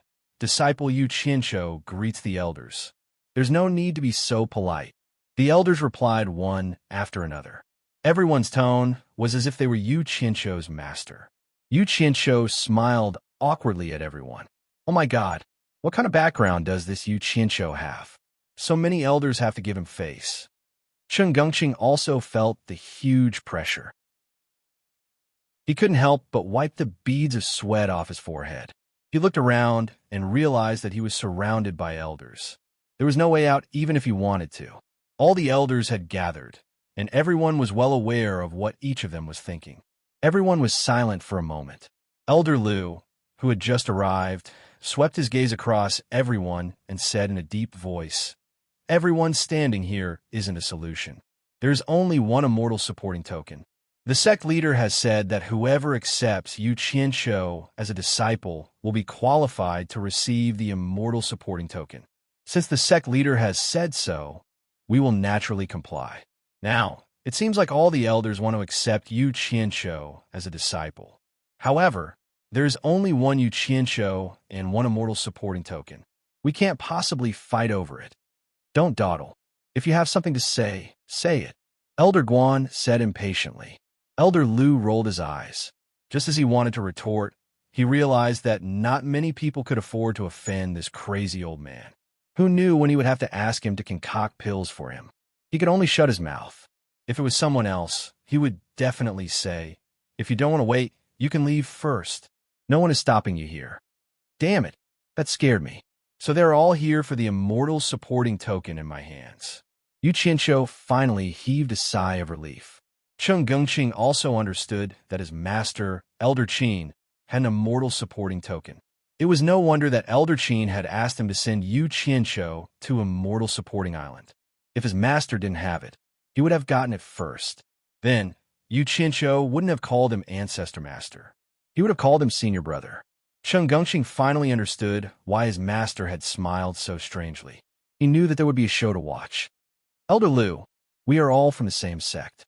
It would be a joke if we fought over a token. If you have any ideas, just say them. Everyone, let's hear it and see if it works. One of the elders said, "That's right. Elder Liu, why don't you say it first?" Many of the elders agreed. Elder Liu looked at Elder Guan with a pleased expression. Unfortunately, Elder Guan only rolled his eyes at him. He could only smile and say, "Actually, it's very simple. Let Yu Qinsho choose. He can follow whoever he wants to be his disciple. The immortal support token will naturally belong to that person." What do all the elders think about this? If you agree, why don't you all be witnesses in case someone goes back on his words? When he said the last sentence, his eyes were fixed on Elder Guan. The meaning behind his words was clear. Elder Guan glared back and patted his chest. Whoever goes back on his words is a grandson. All the elders felt that this was a good idea. Let's not fight over it. Let Yu Qinsho choose himself. Whoever he chooses will be lucky. Hence, they all agreed. In an instant, the tense atmosphere disappeared. Everyone's eyes were fixed on Yu Qinsho. Elder Liu said to him, "Yu Qinsho, you heard everyone's words. You can find whoever you think is suitable to be your master. No one is forcing you. Don't worry and don't be afraid." Chen Gongqing glanced at the fiery gazes around him. He looked at Yu Qinsho with sympathy. He thought to himself that no one was easy to choose. This matter offended too many people, and not just any ordinary person, but all the elders. TSK, what's there to be afraid of?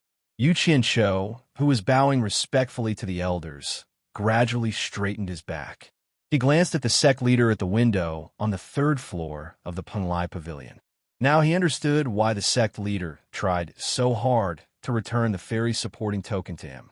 He knew that there would be trouble. The elders looked at him with kindness, dignity, and love. In short, all of their gazes conveyed the same message. I'm a master you should choose. Yu Qinsho felt his scalp tingling. Elder Guan's eyes were clearly threatening him. It was as if he was telling him, "Young man, if you don't choose me as your master, I will teach you a lesson." What is going on? I am new here. I can't afford to offend any of them. Yu Qinsho looked at the sect leader at the window again. Feng Xiangtian seemed to have seen his pleading eyes. He disappeared behind the window and muttered with a bitter smile, "Young man, don't blame me. It is better for you to offend them than me.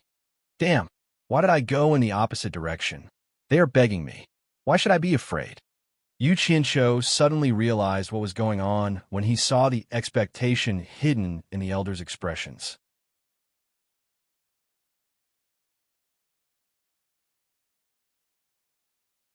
Chapter 47. Thinking about this, he nervously said, "This disciple has just arrived and doesn't know much about the elders. How about—" The elder's eyes lit up, but they didn't hear anything else. Elder Lu smiled and said, "Just say what you want to say. No one will blame you." When he said this, his smile was very kind.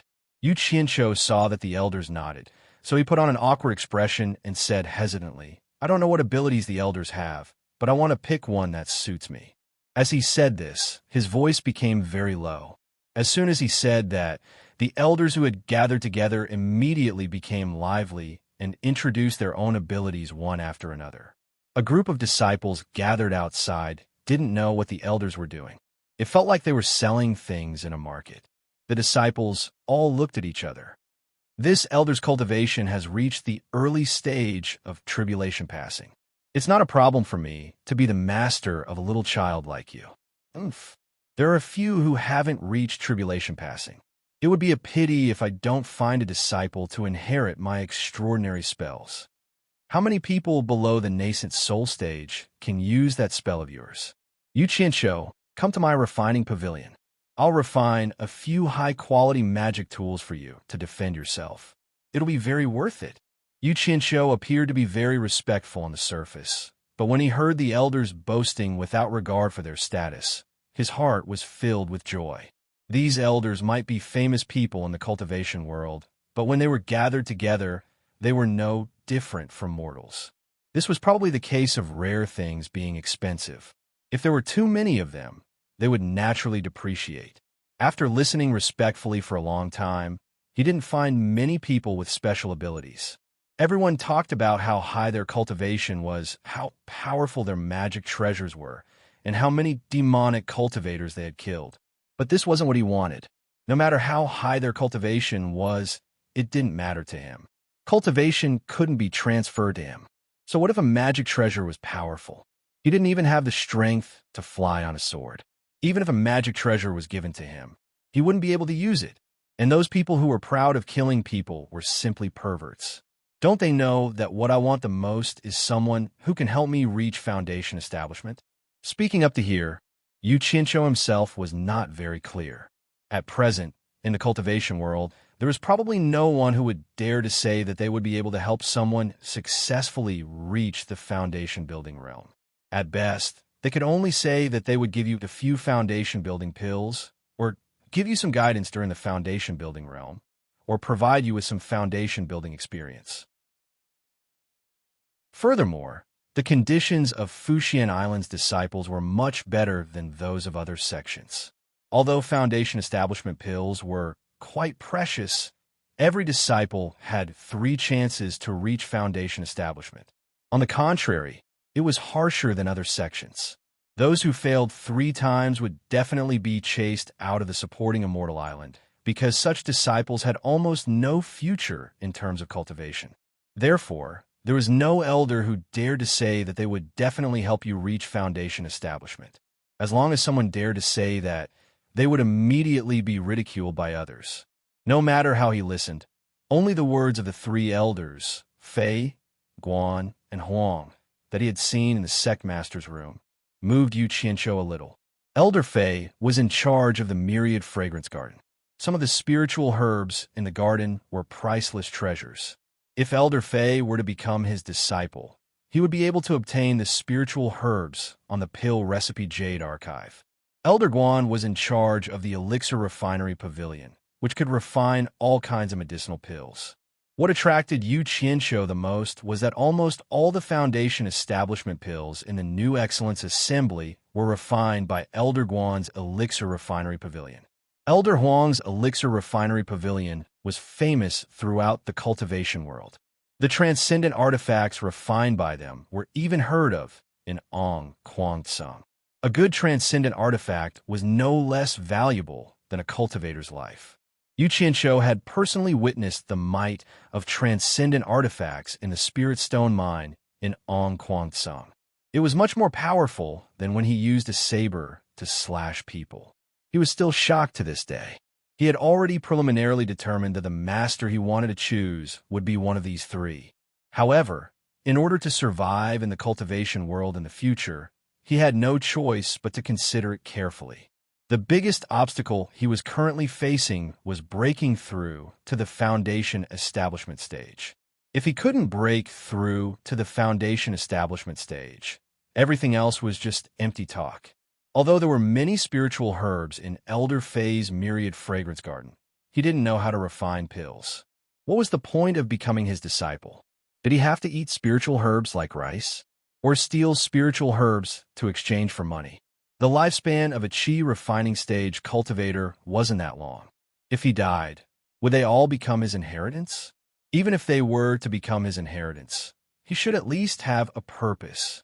If he couldn't break through to the foundation establishment stage, what was the point of having so many spiritual herbs and so much money? If he had already reached the foundation establishment stage, Elder Huang's Elixir Refinery Pavilion would be a good choice.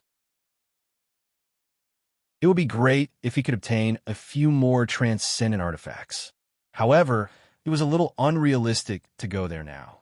He couldn't use the transcendent artifacts anyway. No matter how many he obtained, they would only become his inheritance. It seemed that Elder Guan was the best choice. As long as he learned the skill of refining pills, even if he failed to build his foundation and was chased out of Fushin Island, he would still have this skill to rely on. At most, he could slowly gather spiritual herbs in the future and refine his own damn foundation establishment pills.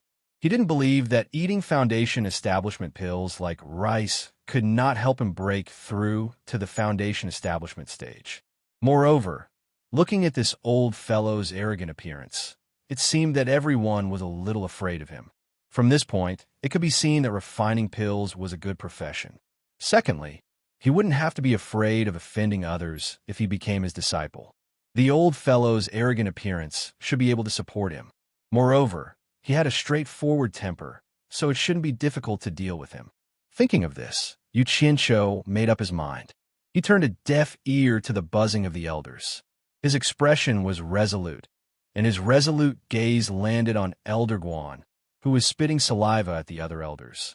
Everyone noticed Yu Qianshou's reaction and knew that he was about to make a choice. They all stopped talking. Some of the elders even revealed expressions of anticipation. All of this is King Bulsh Tia standing in front of Yu Qianshou with his back facing him. Elder Guan was cursing to his heart's content. Suddenly, he noticed everyone's reaction. Turning around, he saw Yu Qianshou looking at him.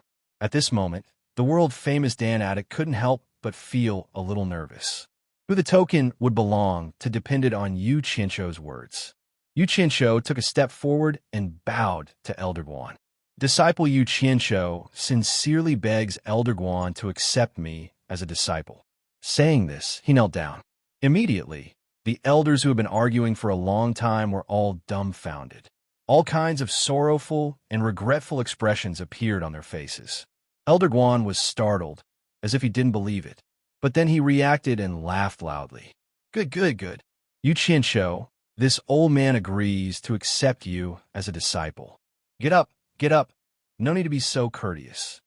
Saying this, he personally helped Yu Qianshou up. His complacent laughter spread in all directions, as if he was even happier than when he concocted a peerless divine pill.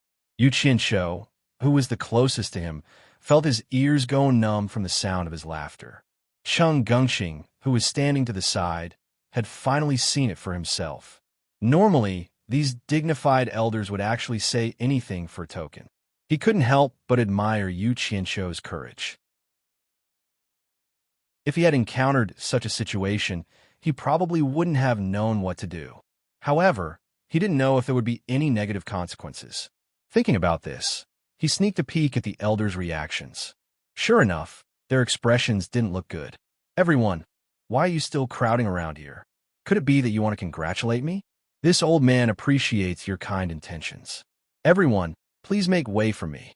I'm going to bring my new disciple back to the alchemy pavilion. Ha! Elder Guan held onto Yu Qianzhou's wrist and laughed. He was too happy today, not mentioning the fact that he didn't get the immortal supporting token. Just being able to stand out from the dozens of elders was enough to make him happy, especially when he saw the expressions on everyone's faces, as if they had swallowed a fly.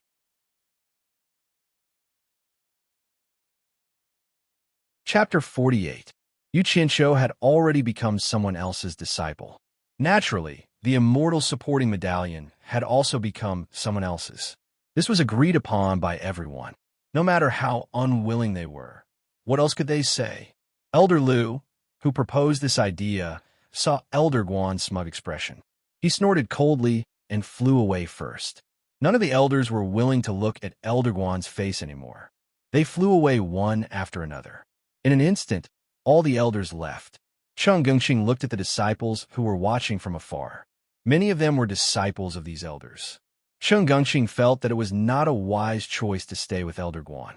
He immediately bowed and said, Elder Guan, this disciple will also take his leave.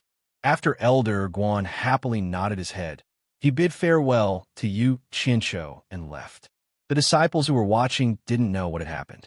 Some of them recognized Cheng Gengxing and walked towards him. The others scattered in twos and threes. Yu Qianzhou saw Elder Guan's smug expression.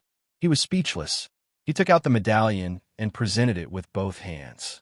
Master, the sect leader has instructed me to hand over the immortal supporting medallion after I become his disciple. Good. The sect leader has always been fair. I will obey his orders. Elder Guan took the medallion with a smile. He looked at it carefully in his hand before throwing it into his storage bag. He didn't have the passion he had when he snatched it. Then, he led Yu Qianzhou back with satisfaction. The two of them answered each other's questions along the way. Yu Qianzhou, who was almost confused by the difference in seniority, finally solved his doubts. Just now, when he bade farewell to Cheng Gengxing, he called him Grandmaster Cheng. Now, when he called Elder Guan, he had to call him Master. He had lowered Elder Guan's seniority for no reason. Yu Qianzhou almost couldn't call him that. Now he understood that Martial Uncle and Master were just honorifics for people who had reached a certain level of cultivation. They didn't mean anything about seniority. In supporting Immortal Island, other than the master who taught you, there was no such thing as seniority. As long as your cultivation surpassed others, others would have to address you as Martial Uncle or Martial Ancestor. This was a very normal thing. Yu Qianzhou sighed endlessly with emotion. Don't be fooled by the messy name of the island of supporting immortals. It imperceptibly contained a competitive mechanism, and it had the meaning of the capable rising up and the incapable falling down. In addition, there was a rule that those who failed to reach the Foundation Establishment realm 3 times would be expelled from supporting Immortal Island. It was a complete elimination system. Even if those who remained were not geniuses, they were elites. It was no wonder that supporting Immortal Island had its current status in the cultivation world. From today onwards, he will be a disciple of supporting Immortal Island's Pill Refinement Pavilion. Elder Guan's full name was Guan Weiwu. After knowing his name, Yu Qianzhou felt a toothache. This name was indeed impressive. It was similar to Guan Yu's name in his golden bead. It seemed that he and Guan Weiwu were fated. This newly acknowledged master was indeed impatient. After leading him for a while, he lost his patience. After pointing out the location of the Pill Refinement Pavilion, he turned into a stream of light and flew towards the mountain peak in front of him. Yu Qianzhou had long heard of the Pill Refinement Pavilion's fame in the cultivation world. It was built on the highest mountain range of supporting Immortal Island. At the very top, there was a huge hall. When he was halfway up the mountain, he smelled a rich medicinal fragrance. After taking a few more breaths, he immediately felt refreshed. The mountain peak was barren and there was no trace of green. It was completely different from the lush greenery below the halfway up the mountain. Generally speaking, the higher the terrain, the lower the temperature. The strange thing was that the higher one went up the mountain, the higher the temperature. It was like the bottom of the mountain and the top of the mountain were two different seasons. Although Yu Qianzhou's cultivation wasn't high, this little difference in temperature didn't affect him. He just felt that it was strange. Why was there such a strange phenomenon? Could it be because of the fire on the mountain peak? After walking up the stone steps to the top of the mountain, he saw a white stone archway in front of him. The three words Pill Refinement Pavilion were written on it. Behind the archway was a huge, ancient building complex.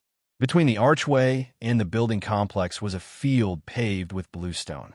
There were many people on the ground looking for all kinds of herbs. They must be spirit herbs used for alchemy. Yu Qianzhou turned back to look at the bottom of the mountain. He looked at the buildings on the mountain peak that were much shorter. This was probably the territory of other elders like his master. This made him a little puzzled. What he couldn't understand was that according to his understanding of this world, the higher the status of a person, the higher the place they lived.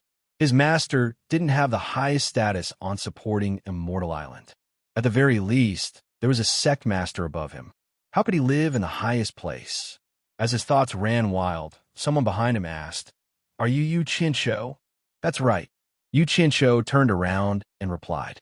Below the archway stood a tall, skinny man with a cold face. His eyes revealed a trace of unfriendliness as he looked at Yi Shiwen. The man snorted and said, "Are you the new disciple that Elder Guan said was accepted?" "I don't think you are very good. Come with me." After saying that, he showed his butt to Yu Qianzhou.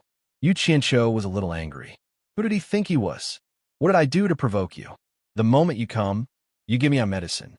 Although he really wanted to kick the butt in front of him, he could still tell how heavy it was. It wasn't the right time to do so. He could only obediently follow behind the middle-aged man and stare at his butt. His originally good mood instantly became very gloomy. The middle-aged man led him to a courtyard. He pointed to a room and said, "From today on, you will live here.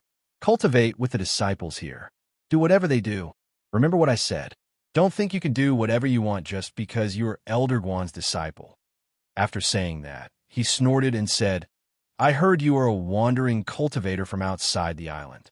You're only level 10 Qi training, am I right?" No. Yu Qianzhou said respectfully. "What should I call you?" "Yin Shu."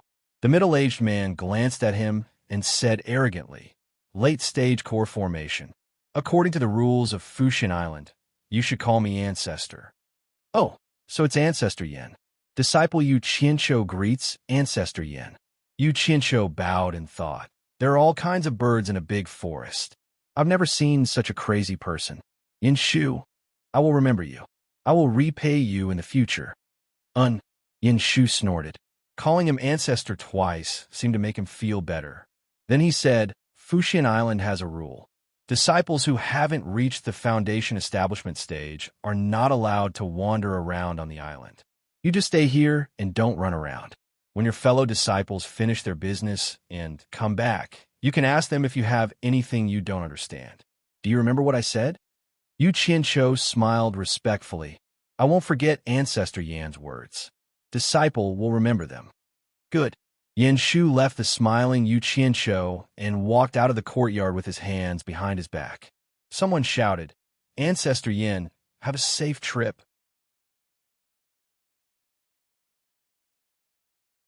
Chapter 49. After watching Yin Shu leave until he disappeared, Yu Qianzhou straightened his slightly bent waist.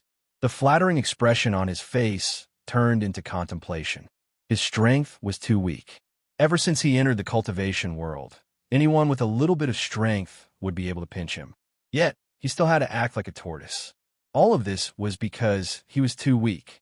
A certain great man said it well. If you fall behind, you'll be beaten. This is really a wise saying. This world was too crazy.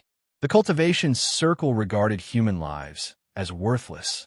His little life could be taken away at any time. The golden bead was a safe place. Did he have to hide in the golden bead for the rest of his life, just because it was dangerous?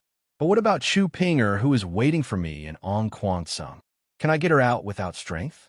Even if I get her out, do I have to let her hide with me in the golden pearl forever? No. Even if she's willing, I can't let her hide with me forever.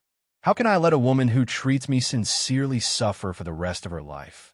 Thinking of this, Yuchincho smiled bitterly and shook his head. He muttered, as long as I can increase my strength, I don't care if I'm a good person or a bad person. Even if I have to become the enemy of the entire cultivation world, I don't care. Pinger, when I really become notorious, I hope you can understand. Because of you, from today onwards, my conscience will be eaten by dogs. After a firm belief was established in his heart, Yuchincho let out a long breath. It's not that I don't want to be a good person, but I don't have the conditions to be a good person.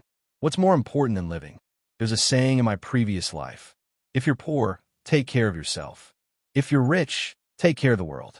After walking around the small courtyard twice, he didn't find anyone here. He guessed that they went out to do something and probably wouldn't come back for a while. Pushing open the room that Yin Shu designated for him, there was almost nothing inside. There was a table, a chair, and a bed. There was nothing else. Since he was bored, he closed the door and disappeared from the room, returning to the Golden Pearl space. The young cultivator who was hugging a spirit stone and absorbing it was the person he kidnapped from Hunterflower Valley. Yuchincho looked at him and smiled. What's your name? Hearing someone speak, the young cultivator, sitting cross-legged, slowly opened his eyes. When he saw Yuchincho standing in front of him, his expression immediately changed. He jumped up and shouted, "You thief, let me out!" With that, he charged at Yuchincho as if he was going to fight to the death. Yuchincho smiled and shook his head. Within the Golden Bead world, he was the one in charge. Probably no one could do anything to him. Even the white fox could only stare at him helplessly, let alone this young cultivator with a shallow cultivation. Just as he was about to dodge, the young cultivator who was rushing forward suddenly screamed. He held his head with both hands and fell down, rolling on the ground in pain. Yuchincho was stunned for a moment before he understood what was going on.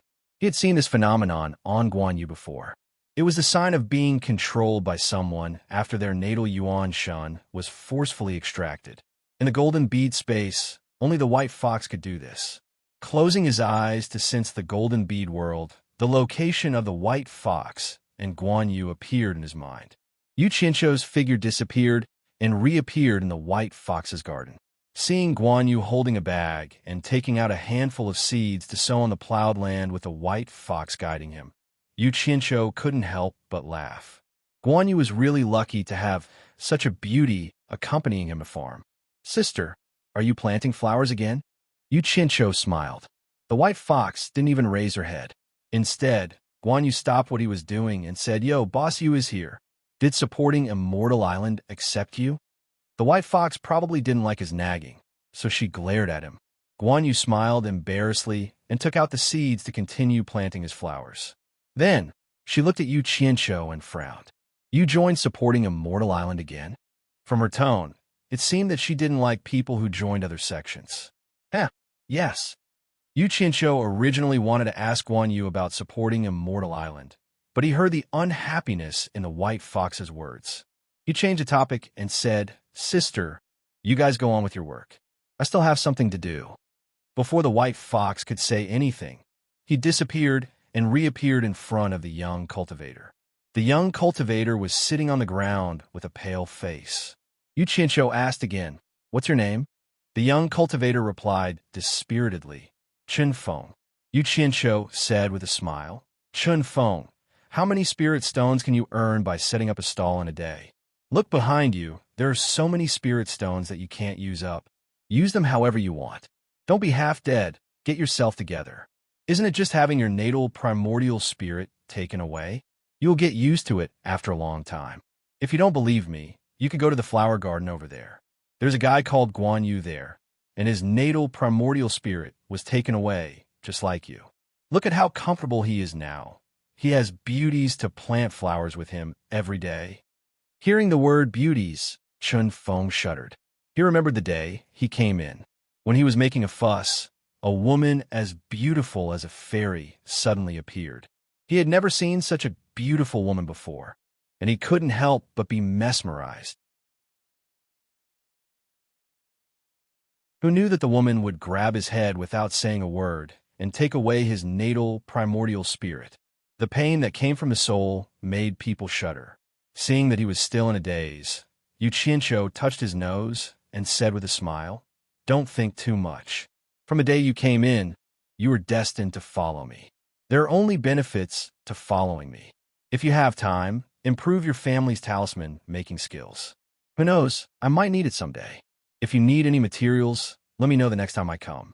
Sigh, I'm very busy, so I won't talk anymore. Think about it." After saying that, he disappeared, leaving the absent-minded Chen Feng still sitting on the ground. It was unknown whether he had heard what was said or not. Just as he returned to his room, he heard someone approaching from outside the courtyard. He opened the door and went out. There were 3 young people walking in. When the 3 saw Yuchincho, they were stunned. After looking at each other, one of them opened his mouth and asked, "You are Yuchincho?" "That's right." Yuchincho was a little surprised. He asked, "How does this fellow Taoist know my name? I wonder who these 3 fellow Taoists are." "Haha, so you really are Yuchincho. Your name has spread all over Fuxian Island today. A Fuxian order almost caused a dozen elders to fight. TSK, TSK. I heard you are also level 10 Qi refinement and have Elder Guan as your master.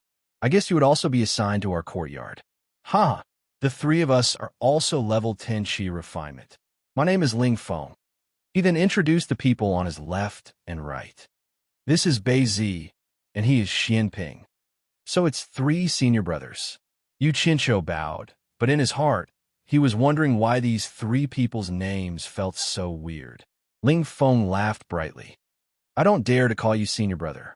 Putting aside the fact that you're Elder Guan's disciple, the 3 of us can't see through your cultivation. I'm afraid we will have to call you senior brother." "That's right." Bei Zi on the left agreed. "Normal people don't have the chance to enter our courtyard. Since we are here, we are brothers. Xian Ping, can you share the good wine you've hidden with everyone?" "Okay," Xian Ping said expressionlessly. Yuchincho was slightly startled. He thought that Xian Ping didn't want to take the wine, so he quickly smiled.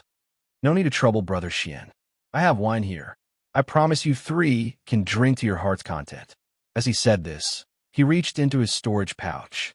When he was at the pillar of the general's residence, Shi Xiaotian gave him a lot of good wine. "Wait," Xian Ping shouted and coldly said, "You are the guest." He then walked towards a room. The meaning behind his words was that you are the guest, and there is no reason for a guest to greet the host. Yuchincho's hand froze. He didn't know what to do. Ling Feng smiled. "Brother, you don't mind him." Xian Ping always speaks like this. You will know after spending a long time with him that he is cold on the outside, but warm on the inside. His words are harsh, but he doesn't mean any harm. Yuchincho felt relieved, but Bei Zi stared at the storage pouch on his waist. She clicked her tongue. "Brother, you actually has a storage pouch. I have been on Fuxian Island for so many years, but I don't think I have seen a Qi condensation cultivator with such a thing. This is good. I'm afraid it can't be bought with even a top-grade spirit stone, right?" Ling Feng's eyes were filled with envy. Xian Ping, who came out with a big jar of wine, also said, "Good stuff. Since you like it, I will ask Master Cheng Gungxing to bring 3 for you the next time I meet him." Yuchincho was often a stingy person, but he was always generous when it came to making friends. Ling Feng and Bei Zi looked at each other and smiled. They didn't take his words seriously. They both thought that he was just being perfunctory, but they didn't point it out. For Qi condensation cultivators, storage pouches weren't something they could casually give away. Yuchincho saw their expressions, but he didn't say anything. Some things didn't need to be explained. Actions were the most convincing. Besides, 3 storage pouches were nothing to him. Xian Ping simply said, "Drink."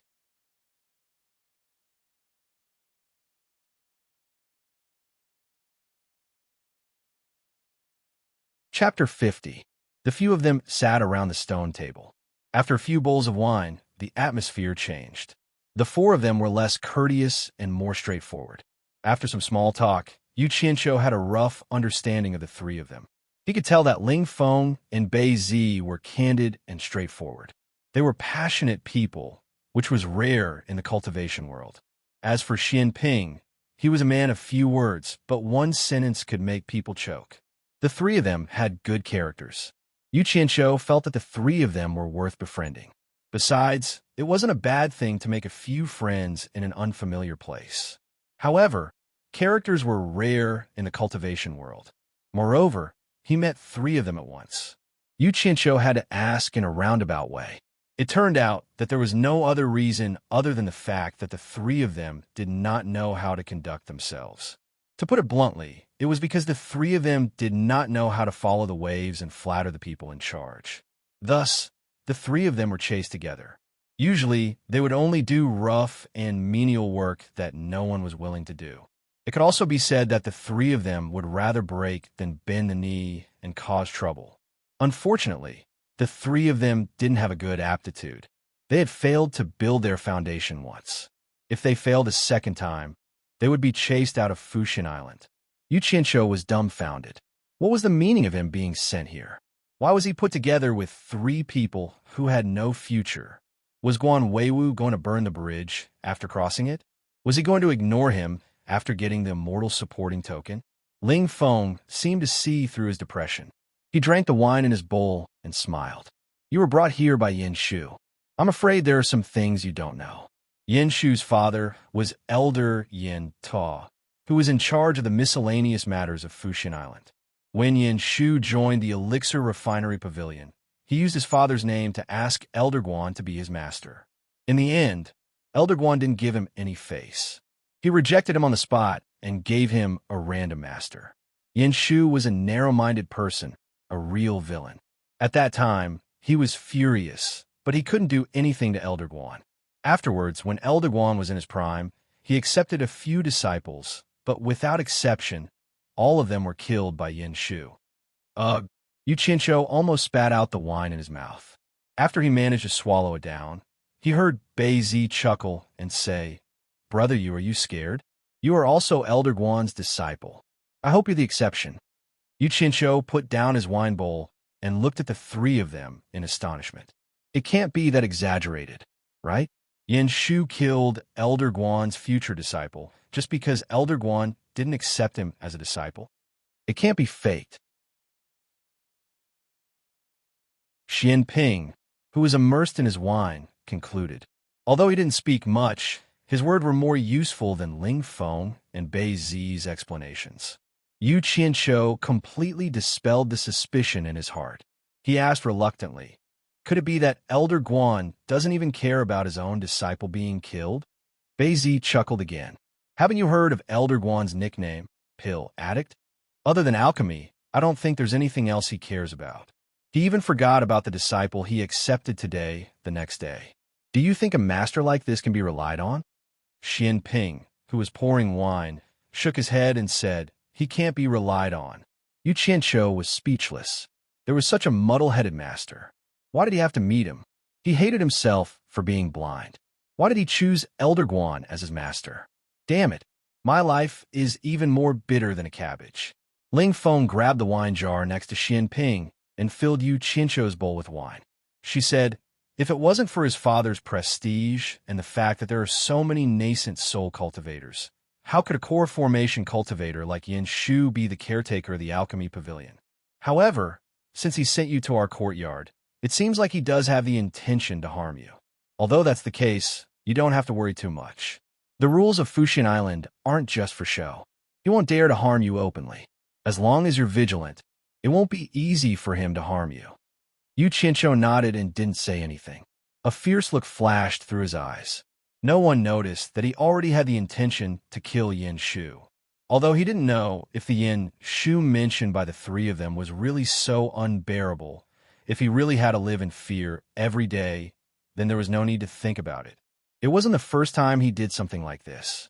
However, in order to succeed in building his foundation, he still had to endure it. It was hard to find a sect with such good conditions. Moreover, what he heard was only a one-sided story from the three of them. Some things were better to see with one's own eyes. Thinking about this, Yu Qianqiu cupped his hands and smiled. Thank you, three brothers, for your reminder. I'll remember it. This is the first time we've met, so let's not talk about this disappointing thing. Everyone says that Fushien Island is a blessed land. I haven't seen the beautiful scenery here. I wonder if the three brothers can take me there to see it? Xian Ping shook his head. No. Yu Qianshou was startled. Why? Didn't Yin Shu tell you that disciples under the foundation establishment stage can't wander around without permission? Ling Feng asked curiously. The other two also looked at him. Yu Qianshou thought that Yin Shu really did tell him such a rule. At that time, he thought that Yin Shu was just scaring a newcomer like him, so he didn't take it to heart. Now, it seemed that it was true. He couldn't help but ask, is there really such a rule? Why is that? It's very simple. Ling Feng said, only disciples above the foundation establishment stage can be considered as true disciples of Fushien Island. They can enter any place on Fushien Island that doesn't have any restrictions. This includes going to the scripture depository to read all kinds of cultivation books that can be made public in the sect. Secondly, every sect has secrets that they don't want outsiders to know. Fushien Island is no exception. The most important thing is that disciples who fail to build their foundation 3 times will be expelled from the sect. Brother Yu, now you should understand why disciples under the foundation establishment stage can't wander around without permission, right? I understand. They're afraid that those expelled disciples will leak the secrets of the Fushien Island. Yu Qianshou frowned. In other words, disciples who haven't reached the foundation establishment stage like us aren't considered true disciples of Fushien Island. Ling Feng stood up and patted his shoulder with a smile. Brother Yu, don't take it too hard. In the entire cultivation world, which sect's disciple is like Fushien Island that has 3 chances to obtain the foundation establishment pill? I'm afraid there's no other sect other than Fushien Island. Just this alone is enough to make other sects' disciples envious. As far as I know, some sects' disciples don't even have the chance to get a foundation establishment pill in their entire lives. Yes. Beizi nodded. I've thought it through. If I fail 3 times and get kicked out of Fushien Island, I have nothing to say. The chances are the same. I can only blame myself for being inferior. Me too. The taciturn Xian Ping also agreed. They had misunderstood. It wasn't that Yu Qianshou couldn't get over it. It was that Guan Yu was too dishonest. He didn't even tell him these basic things, causing him to be in the dark and keep asking idiotic questions. It was obvious that Guan Yu had a problem with his mentality, and he was deliberately trying to embarrass him. As for whether he was a true disciple of Fushien Island, it wasn't important to him. As long as he built his foundation, everything was fine. Moreover, he had a trump card that could solve all his troubles. Thinking about this, Yu Qianshou smiled. Wasn't Guan Weiwu the most powerful in the elixir refinery pavilion? Wasn't Guan Weiwu an elixir fanatic? I don't believe that the elixir recipe of an elixir ancestor can't deal with you.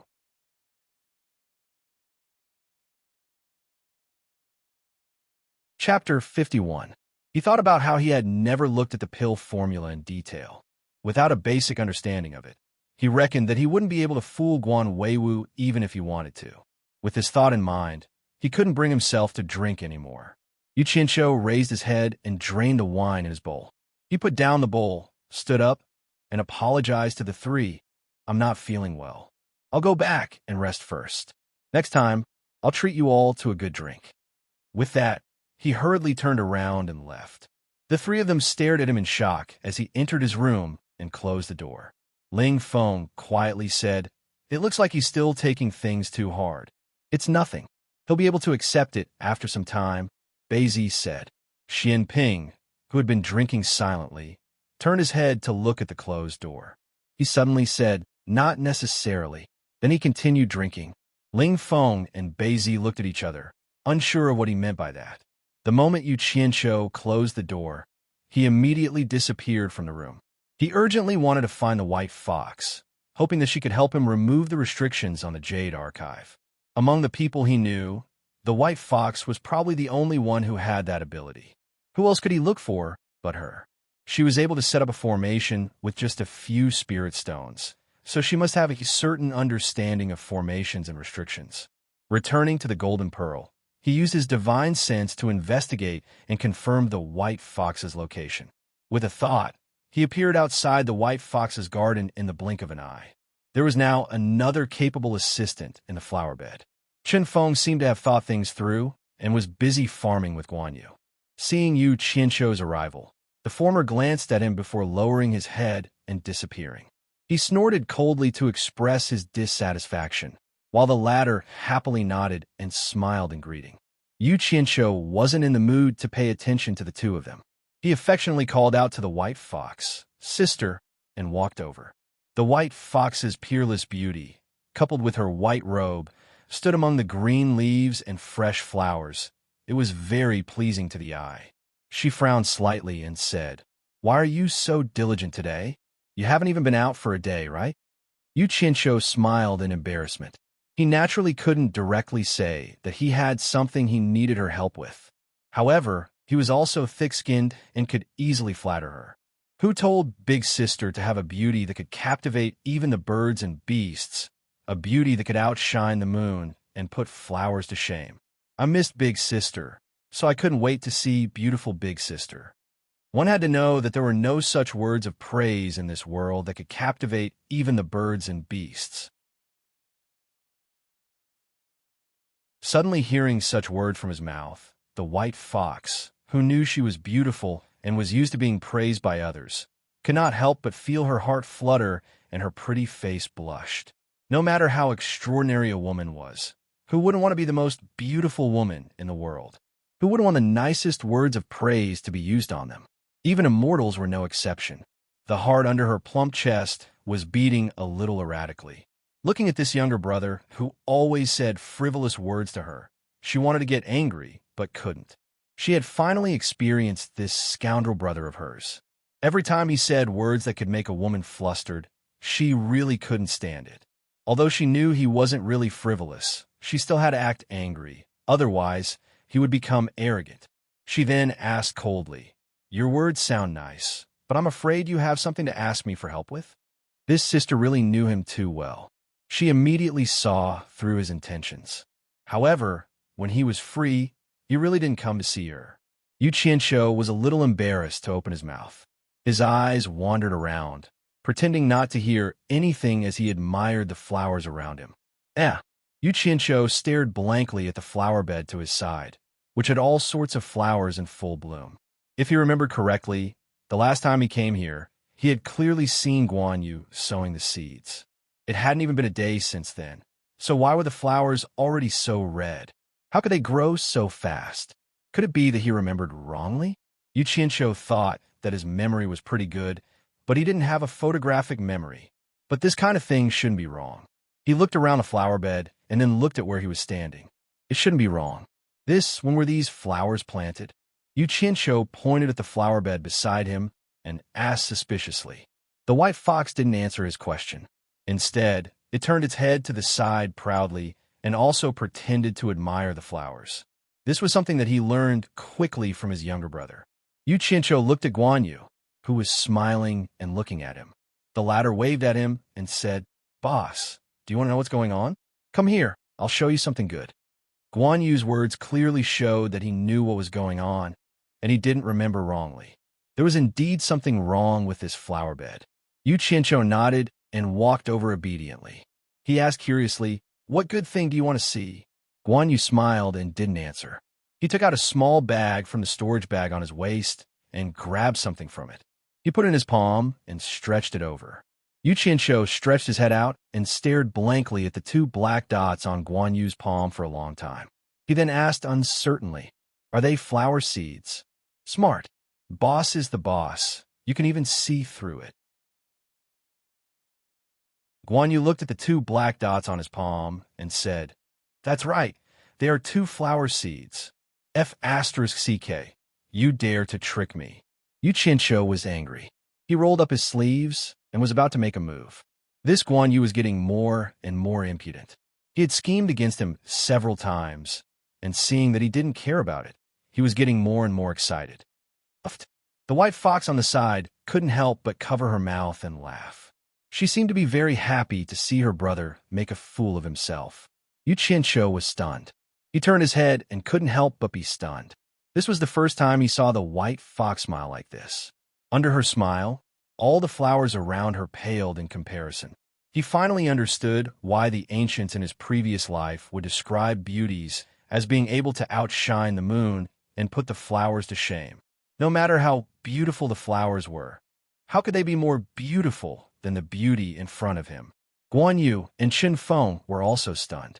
They had never seen the white fox like this. The white fox clearly realized that she had lost her composure. Her pretty face instantly darkened, and she glared at the three of them coldly. The three of them shuddered at the same time and woke up. "Hey, big sister, you really are a seductress who can charm people to death." Yu Qianshou groaned helplessly in his heart. He looked at Guan Yu and said, "Forget it. Since you were able to make my big sister smile, I won't argue with you today." "Why are you arguing? I said I would show you something good. Do you think I would lie to you?" Guan Yu said tit for tat. He then held the seeds in his hand and said, "Look carefully." After saying that, he squatted down and dug out 2 small holes in the soft soil that had been loosened. He picked up the 2 seeds in his hand and put them in the 2 holes. Yu Qianshou, who was considered a farmer in his previous life, was naturally no stranger to farming. Although he had never grown flowers, he had grown vegetables before.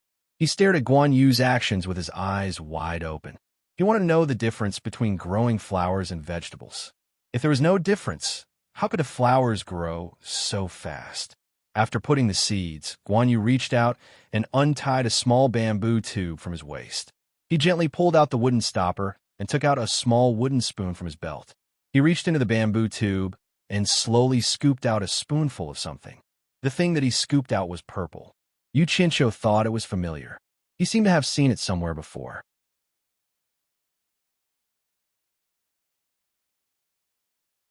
Chapter 52. Pouring a spoonful of the purple substance into the small pit where the seed was placed, Guan Yu quickly moved the soft soil around the small pit into the pit. Shortly after, he scooped out some water from the bucket beside him and poured it over the soil. Yu Qianshou watched as he completed a series of actions, then stared at the small pit. Not long after, a crack appeared on the surface of the soil where the water had seeped into, followed by a few more. Suddenly, the center of the intersecting cracks arched slightly and broke open, revealing a conspicuous whitish-green. If one did not pay attention, they might not notice it. Soon, the green bean dot swayed slightly and gradually stretched out, revealing the figure of a small green sprout. Yu Qianshou sucked in a breath of cold air, his eyes wide and tongue-tied.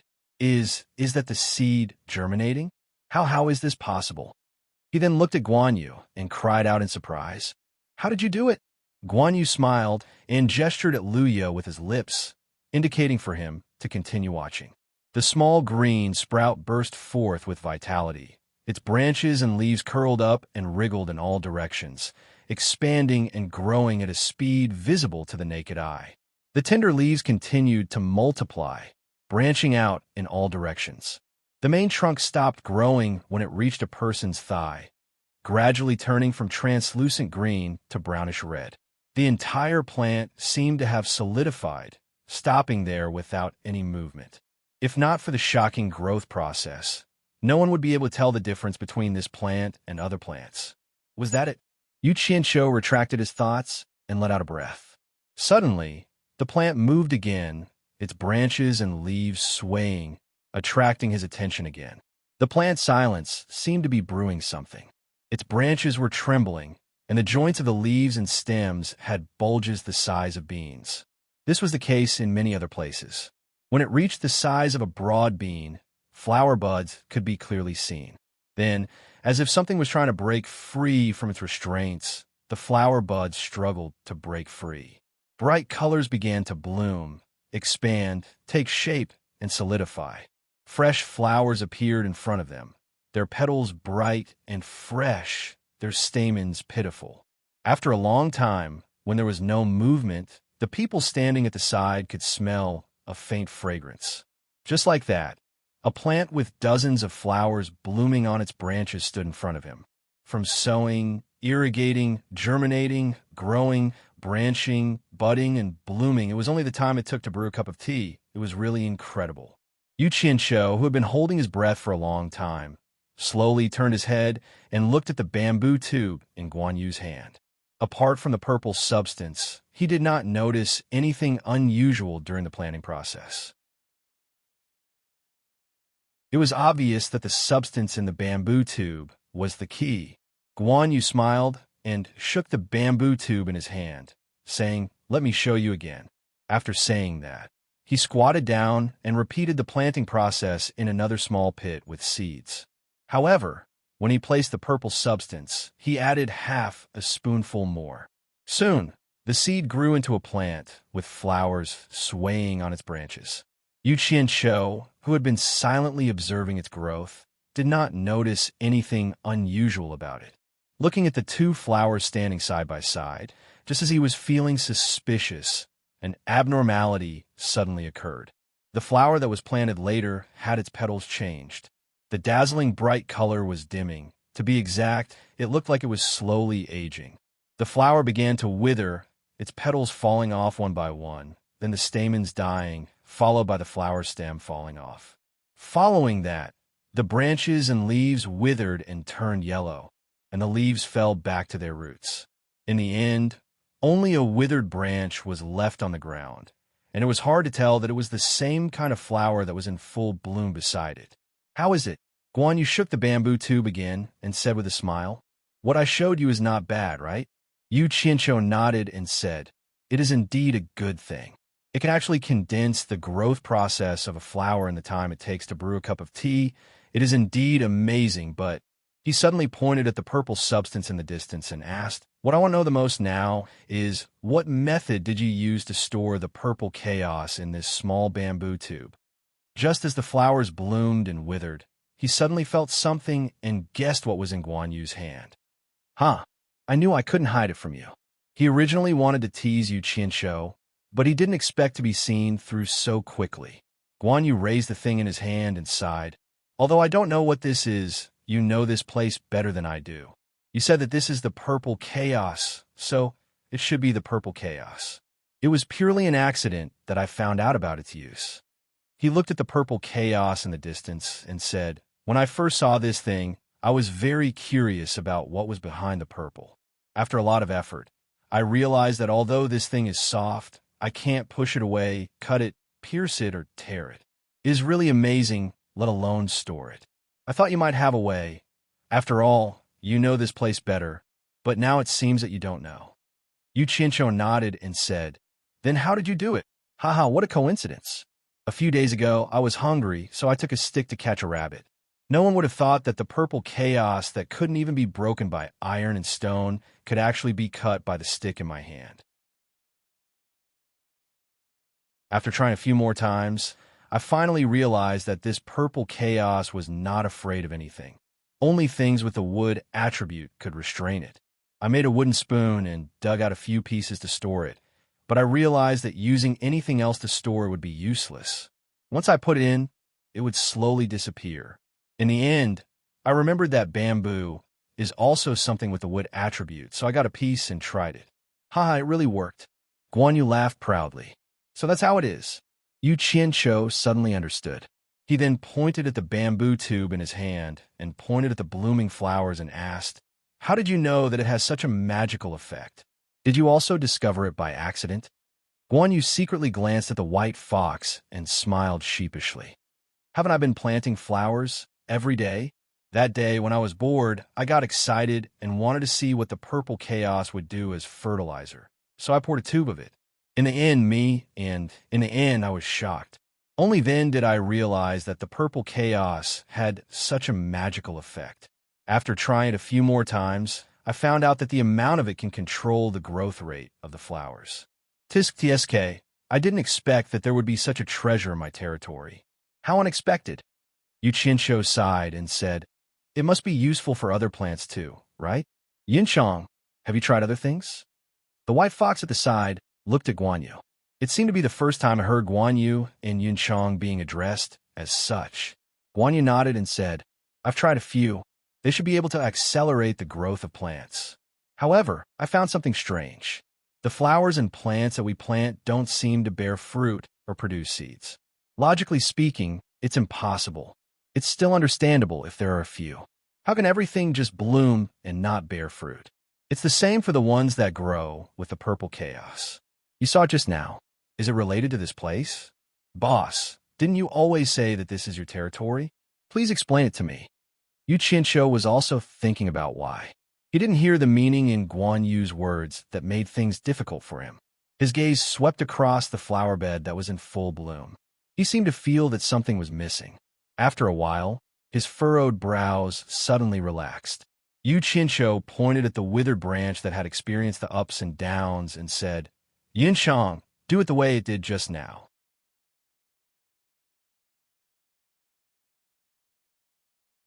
Chapter 53.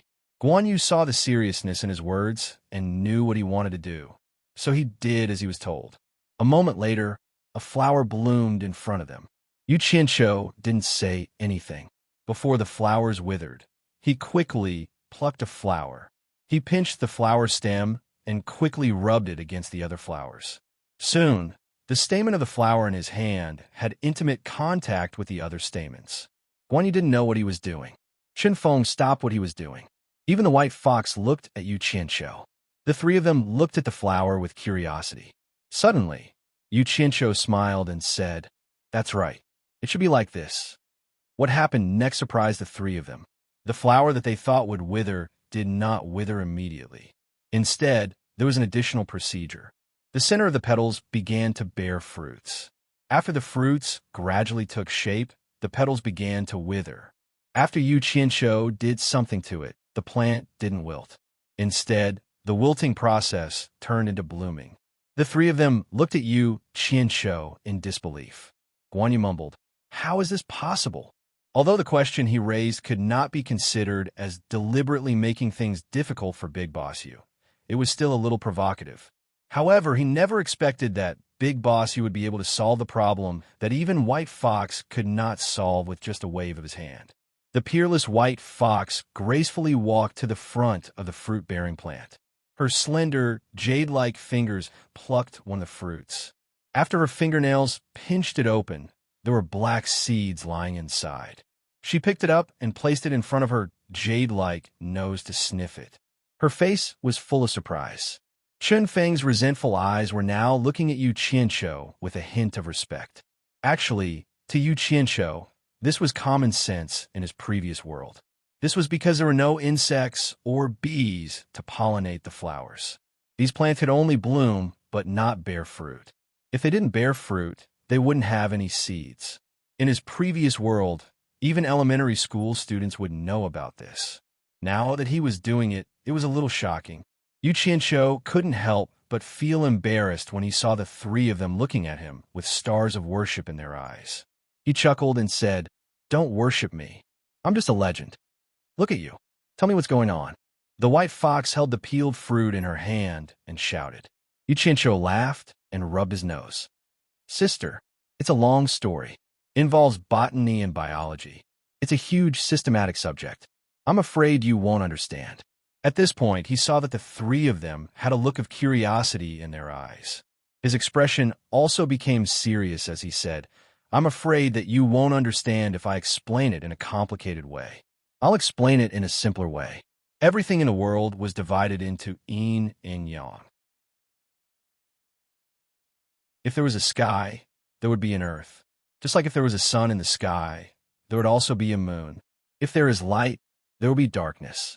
Everything in the world is also divided into yin and yang, which is what we call male and female. I've already said it very simply. I don't know if it's too complicated. Do you understand?" The three of them nodded to show that they understood. "That's good. Then I'll continue. Listen carefully." Yu Qianqiu made a fist and coughed.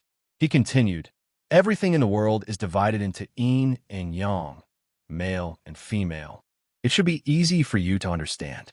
Whether it's humans, pigs, dogs, cows, or sheep, they're all divided into male and female. A man alone can't give birth to a child. Similarly, a woman alone can't give birth to a child. Therefore, there needs to be a union between a man and a woman. No matter if it's 2 legs or 4 legs, it's the same. I call these things that can move and walk zoology. Above zoology is biology. Biology refers to all living things in the world. Living things include plants. The so-called plants are what I'm going to talk about next. This is botany. Let me ask you one more time. Do you understand? The three of them nodded again. They originally had a little bit of doubt in their hearts, but it was dispelled by his well-founded words. The atmosphere of learning was very strong. Yu Qianqiu was very satisfied with this effect. He pretended to say again, "We're plants? Flowers, trees, fruits, and vegetables that we usually eat belong to the category of plants. This includes the flowers and plants that the three of you are planting. They can grow naturally. Of course, this involves a higher level of natural science. You won't understand even if I explain it, so I won't say it. These flowers and plants can grow naturally. They're also living things. Therefore, they're also within the scope of biology. Don't underestimate these flowers and plants. They're the same as the animals in zoology that we talked about earlier. They also have yin and yang, and they also need to be combined. Guan Yu asked me why these plants only bloom but not bear fruit. Now, I'll explain it to you in detail. I've talked too much. I'm very thirsty. Is there any water here? Yes, Chun Feng replied as he scooped up a ladle of water from a nearby bucket and respectfully brought it to Yu Qianqiu. There was no trace of resentment on Yu Qianqiu's face. Yu Qianqiu drank the water and returned the ladle to him. He said, "Thank you." He then continued, "Why do the flowers that you plant only bloom but not bear fruit? Everyone look." He pointed to a plant that was full of flowers and said, "There are many flowers blooming here. Don't they all look the same?" Yes, they all look the same, but they are not. These flowers are also divided into yin and yang. If they want to bear fruit and produce seeds, just like humans, they also need to combine yin and yang. However, they can't combine like humans. Therefore, they need external help.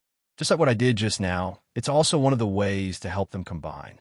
Hearing this, Guan Yu was puzzled. That can't be right. The flowers and plants in the outside world haven't been helped by humans to combine, but they still bloom and produce seeds. Chun Feng and the white fox also looked at him suspiciously. Obviously, they agreed with what Guan Yu said. That's a very good question. It involves entomology in zoology. Yu Qianqiu expressed his praise and said, "Of course, the flowers and plants outside are not helped by humans. There are other animals, which are the insects and animals. We're insects. All of you should have seen butterflies, bees, and other insects, right? If you have observed carefully, you will find that insects like bees like to hover on all kinds of blooming flowers. After they get pollen on the flowers, when they land on another flower, they naturally help the flowers to complete a union. The bees are the medium between them, so the plants outside can bloom, bear fruit, and reproduce. If you don't believe me, I can bring some bees in from the outside next time. Then, you will know if what I said is true." After his explanation, the three of them suddenly understood. Everyone had seen the habits of bees and butterflies. Thinking about it carefully, it seemed to be the case. Although they didn't have a direct impression, the three of them basically believed what he said was true. Sigh, I didn't expect a half-baked person like me to be able to make such a big noise here. I actually have the talent to be a teacher. It's really rare. Yu Qianqiu held back the pride in his heart and didn't show it. He said with a smile, "At this point, everyone should know what is going on. There is no need to say more complicated things. Let's stop here."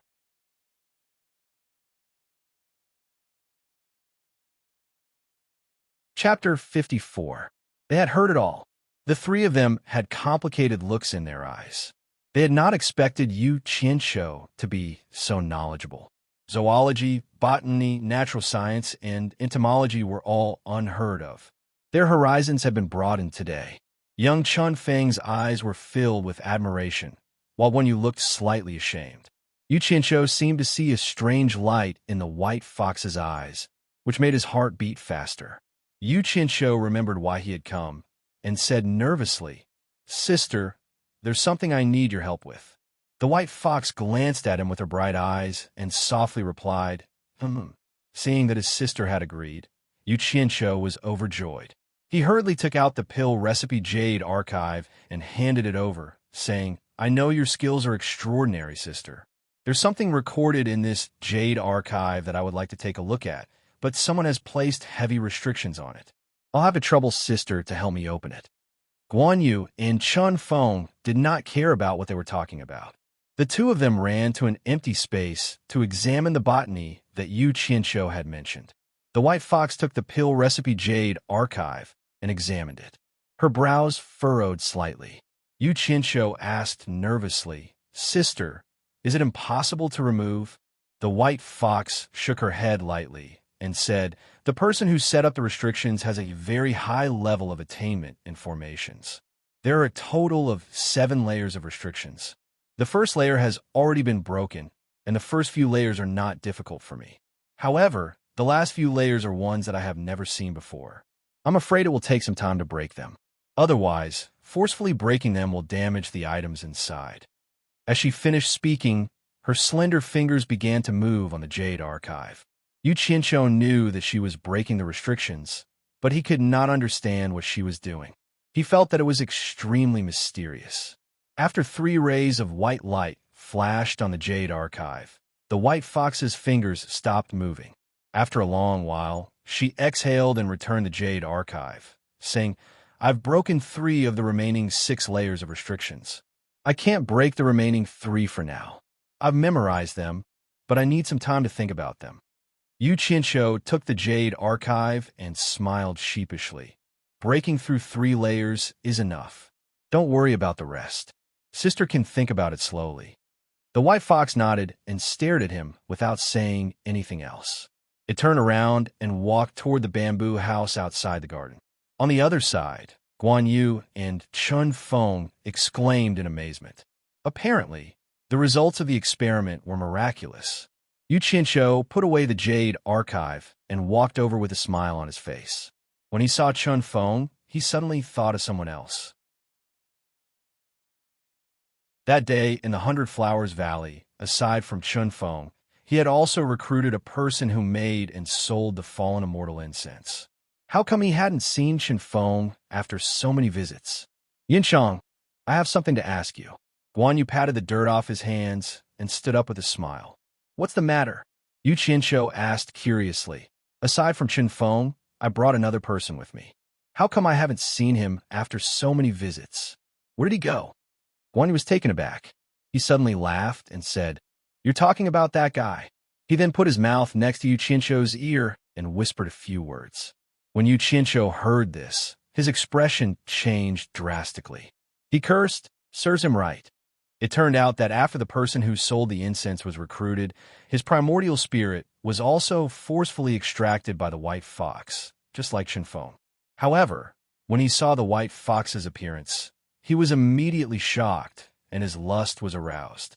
After that, he even tried to use the fallen immortal to pluck flowers without knowing the immensity of heaven and earth. It was unknown whether he was truly unaware or just pretending to be unaware. His primordial spirit was already in the other party's hands. How could his every move escape her notice? As a result, the white fox destroyed his natal primordial spirit and turned his bones into ashes as fertilizer for the flowers. Sigh, what a pity for such a talented person. Forget it, he asked for it. He can't blame anyone else. You guys have fun. I'll take my leave first. See you later. Yu Qianqiu said regretfully. Wait. Guan Yu pulled him back and said, "Remember to bring a hive of bees when you come again. I want to understand the relationship between botany and zoology." "All right, I'll keep that in mind." Returning to his room on supporting Immortal Island, Meow, he listened carefully to make sure that there was no movement outside. He impatiently took out the pill recipe Jade archive and began studying it. He inserted his divine sense into the Jade archive and started reading from the first layer. Actually, the first layer wasn't a pill recipe. Instead, it explained some common knowledge about pill refining and the necessary preparations. For example, the best type of fire to use for pill refining and the best type of pill furnace to increase the success rate of pill refining. There was a whole bunch of information written on it. For Yu Qianqiu, who was a complete layman in pill refining, these headache-inducing questions were exactly what he needed to understand. These were the things he lacked. Hence, he read very attentively, memorizing every single word as he read. The second layer wasn't a pill recipe either. As soon as Yuchincho's divine sense entered the Jade archive, he felt as though he had entered a sea of various spiritual plants. Not only were the names and medicinal effects of the various spiritual plants described in detail, but even the shapes and appearances of the herbs were vividly displayed before his eyes. The level of detail was enough to make one's hair stand on end. Even the growth habits of each herb and the places where it was easy to collect them were listed. Yuchincho was shocked. It wasn't just a normal shock, but a very, very shock. Even though he knew nothing about medicinal herbs or pill refining, he now knew that he had picked up a treasure. He was glad that he had made a wise decision to obtain this item from Lu Jingguang. If he had given up on such a good item, he would be worse than a pig or a dog. Aside from his shock, he couldn't help but think back to the alchemy sect of yesteryear. A sect that was founded on pills had an unparalleled level of attainment in the field of alchemy. Just by looking at the countless number of medicinal herbs recorded in detail in the second layer, one could tell how much blood, sweat, and tears of many generations have been spent to gather them. Just this layer alone was enough to make it a rare treasure of the world. If someone wanted to rebuild the alchemy sect, he believed that with this Jade archive of pill recipes, there wouldn't be any technical obstacles. It was impossible to memorize so many medicinal herbs in a short amount of time. He could only leave them for later. Sighing, Yuchincho's divine sense entered the third layer. From the opening words of this layer, he could tell that it recorded various pill recipes suitable for use by foundation-building cultivators. Beside the name of each pill recipe was written the effects of the pill. Below, it was a list of the required medicinal herbs. Even the order and timing of the medicinal herbs to be used in the concoction and the age of the medicinal herbs were written down in detail. There were also various problems that would occur before the concoction of the pill was completed. TSK. This was really good stuff. Even if a layman came across this item, as long as he followed the instructions, he would be able to concoct a miraculous medicinal pill. He didn't expect that a mere foundation-building cultivator would be able to use so many medicinal pills to aid their cultivation. This was really strange. Since the alchemy sect was able to concoct so many miraculous medicinal pills to raise their cultivation, then their strength shouldn't be weak. How could they have been exterminated by someone? As Yuchincho was reading, his eyelids suddenly twitched. The three words foundation-building pill appeared before his eyes, immediately attracting his attention.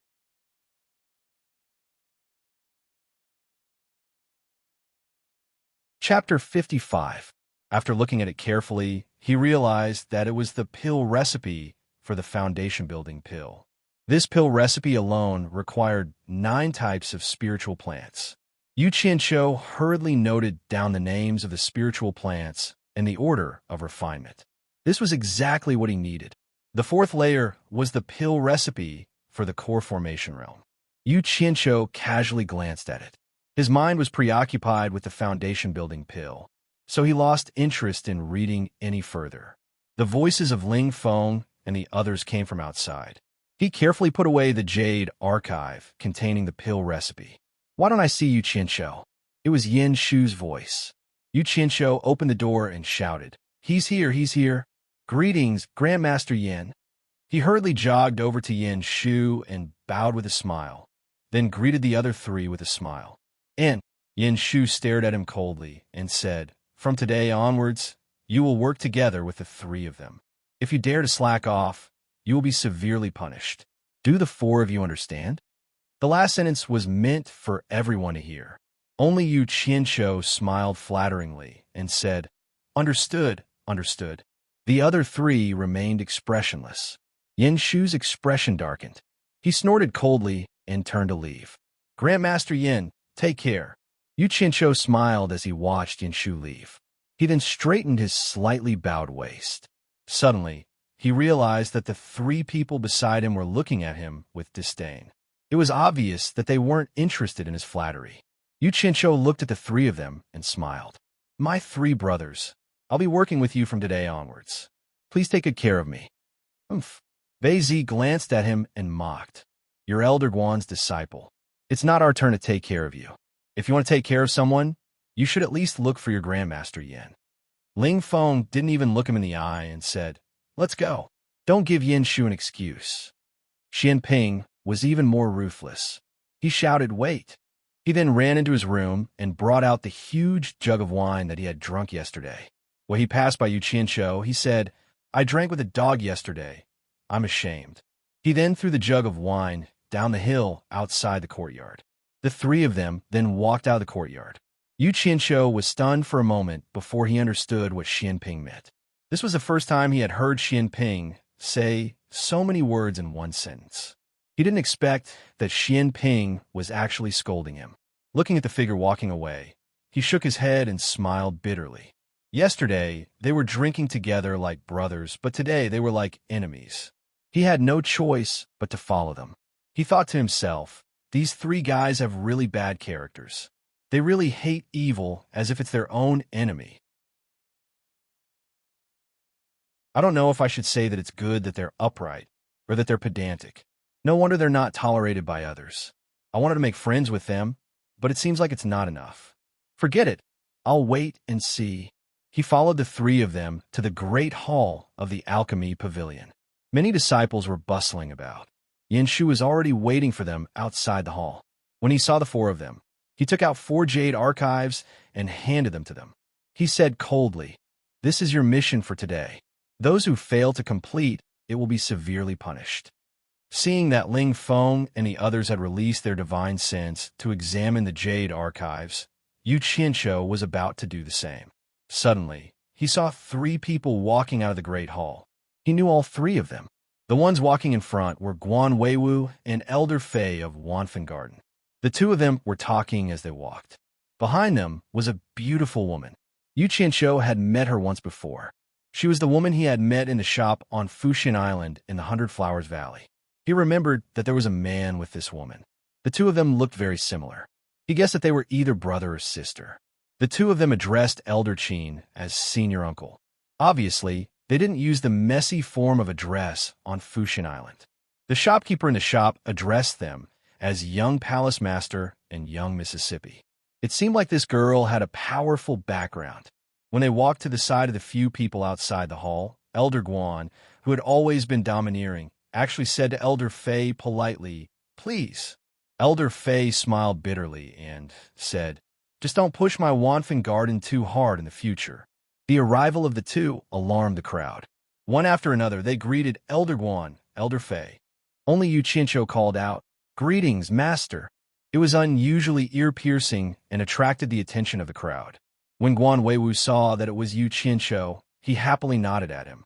Clearly, it wasn't as Ling Feng and the others had said, that this muddle-headed master would forget who his disciple was.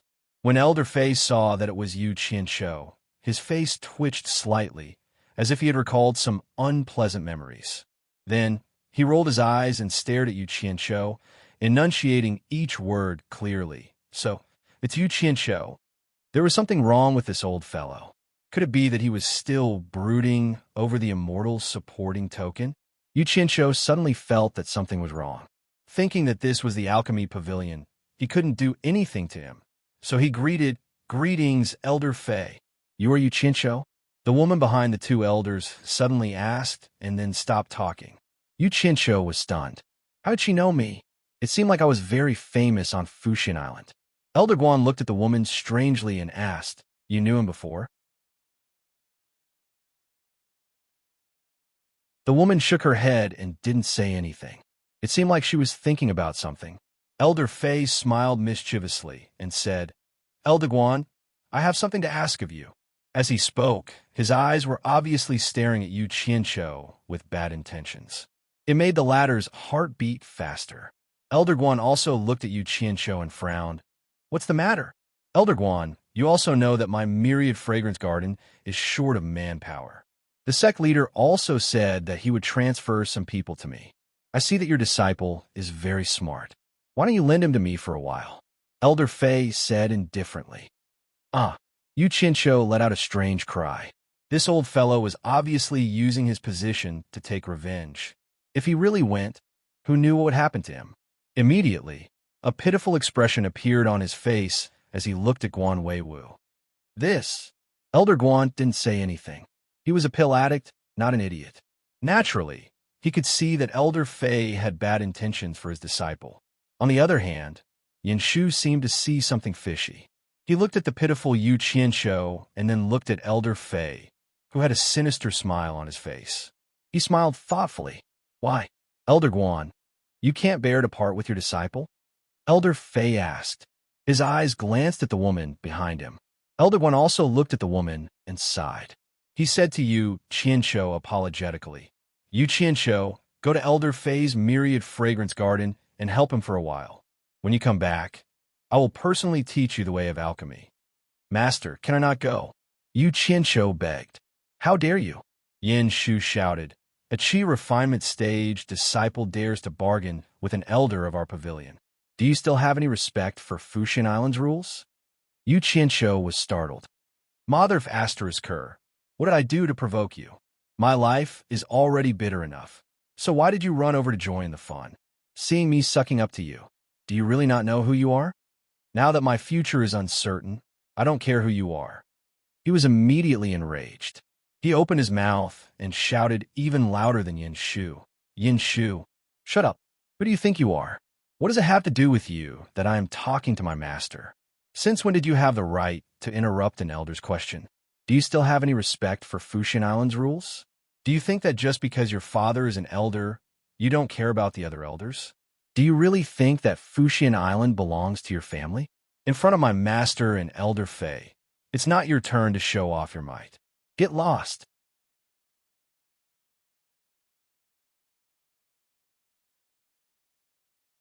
Chapter 56. His words were too vehement, and his voice was loud enough that everyone outside the grand hall could hear him. In an instant, the entire hall fell into a frightening silence. Everyone turned to look at him, and almost everyone was dumbfounded. Ling Feng and the other two, who were initially mocking Yu Qianshou for sucking up to him, had their mouths wide open in disbelief. Elder Guan and Elder Fei were also a little dumbfounded. On the other hand, the young woman didn't understand the gravity of the situation and was a little flabbergasted by everyone's expressions. Yin Shu's face was green and red at the same time. His eyes were protruding out of their sockets, and he pointed at Yu Qianshou with a trembling arm. It seemed that he was extremely angry. Guan Weiwu, who was standing at the side, shouted, Enough! Then he looked at Yu Qianshou and said in an irrefutable tone, It's decided then.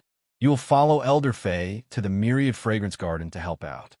Seeing that the outcome had been decided and that there was nothing he could do to change it, Yu Qianshou silently nodded. Then let's go. Elder Fei smiled as she crossed her arms in front of her stomach. She then led the way down the mountain, and the young woman followed closely behind. Yu Qianshou passed the Jade archive in his hand to Ling Feng, then bowed to Guan Weiwu and said, Take care, master. Then he left the mountain. Everyone watched his silhouette as he descended the mountain. Only Yin Shu's eyes were filled with resentment. At the same time, there were quite a few people who were looking at Yin Shu with gloating expressions. It seemed that he wasn't that popular after all. Elder Fei leisurely walked down the mountain, while the young and beautiful woman followed suit. Yu Qianshou lagged behind the two of them by about a dozen meters. If this had happened in the past, he would have followed closely behind the young woman as well. Even if he didn't get intimate with her, it would still be a pleasure to follow behind a beautiful woman and watch her swaying her buttocks. Of course, the premise was that Chu Pinger and the White Fox didn't know about it, and he wasn't in a bad mood. He was indeed in a terrible mood. He had just seen a glimmer of a bright future from the Pill Formula Jade archive when he unexpectedly bumped into Elder Fei. Elder Fei must not have had any good intentions in dragging him to the myriad fragrance garden. From what he knew, most cultivators were at the level of beasts, especially the old ones. Each of them had either lived for more than 100 years or 200 to 300 years.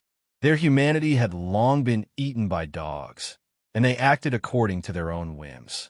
How dangerous! Elder Fei Danan stopped his footsteps and turned his head to look at the dejected Yu Qianshou. With a slight smile, he shouted, Yu Qianshou, come here. Then, he continued to walk down the mountain. Yu Qianqiu was stunned. He had no choice but to lower his head when he was under someone else's roof. He was following him now. Without saying a word, he eagerly ran to Elder Fei's side and said with a flattering smile, "Elder Fei, what instructions do you have for me? If there is anything, just tell me. I, Yu Qianqiu, will not hesitate to climb a mountain of swords or plunge into a sea of flames." Looking at Yu Qianqiu's despicable face, Ferdinand was greatly astonished. The words that were just about to come out of his mouth could not come out. To be honest, when Ferdinand saw Yu Qianqiu, he was indeed a little unhappy in his heart. However, he did not have any intention of harming him. However, he still had the intention of teasing and fooling around with him. Hence, he suddenly thought of asking for him. Just now, when he suddenly saw Yu Qianqiu on the mountain, he could not help but look at Yu Qianqiu in a new light. Nowadays, there were really fewer and fewer young people like him. He no longer had the intention of fooling around with him. Instead, he began to care for him. However, this despicable face of Yu Qianqiu and his fearless attitude just now were worlds apart. It was very unappetizing. Ferdinand immediately snorted coldly and said, "Nothing. I just want you to hurry up and follow me." The worse his tone was, the more Yu Qianqiu nodded and bowed, saying yes. Yu Qianqiu was also not willing to follow beside Ferdinand and watch his face. He could not help but find a reason to take a few steps back. He pretended to greet the beauty on the side and said with a smile, "I am Yu Qianqiu, Qi Refining Level 10. May I know how I should address you?" The woman also smiled and replied to him, "Yin Zixia, Foundation Establishment Early Stage. I just entered supporting Immortal Island today and am under Elder Fei of Myriad Fragrance Garden." "Nice to meet you. Nice to meet you. So, is Senior Master Yin?" Yu Qianqiu bowed and said. The woman nodded and looked at Yu Qianqiu from head to toe. She also felt strange in her heart. This person is like a completely different person from just now. Myriad Fragrance Garden occupied the largest area among all the branches of supporting Immortal Island. It was also the place with the most abundant spiritual qi. There was no other reason for this. Spiritual qi was needed to grow spiritual grasses. Of course, the land was also indispensable. Otherwise, how could it supply such a large sect? At the same time, Myriad Fragrance Garden was also the place with the most female disciples in the entire supporting Immortal Island. Almost 99% of the female disciples were in Myriad Fragrance Garden. There were probably close to 1,000 of them. Of course, there was a reason for this. Spiritual grasses were different from ordinary herbs. They needed to be carefully cared for.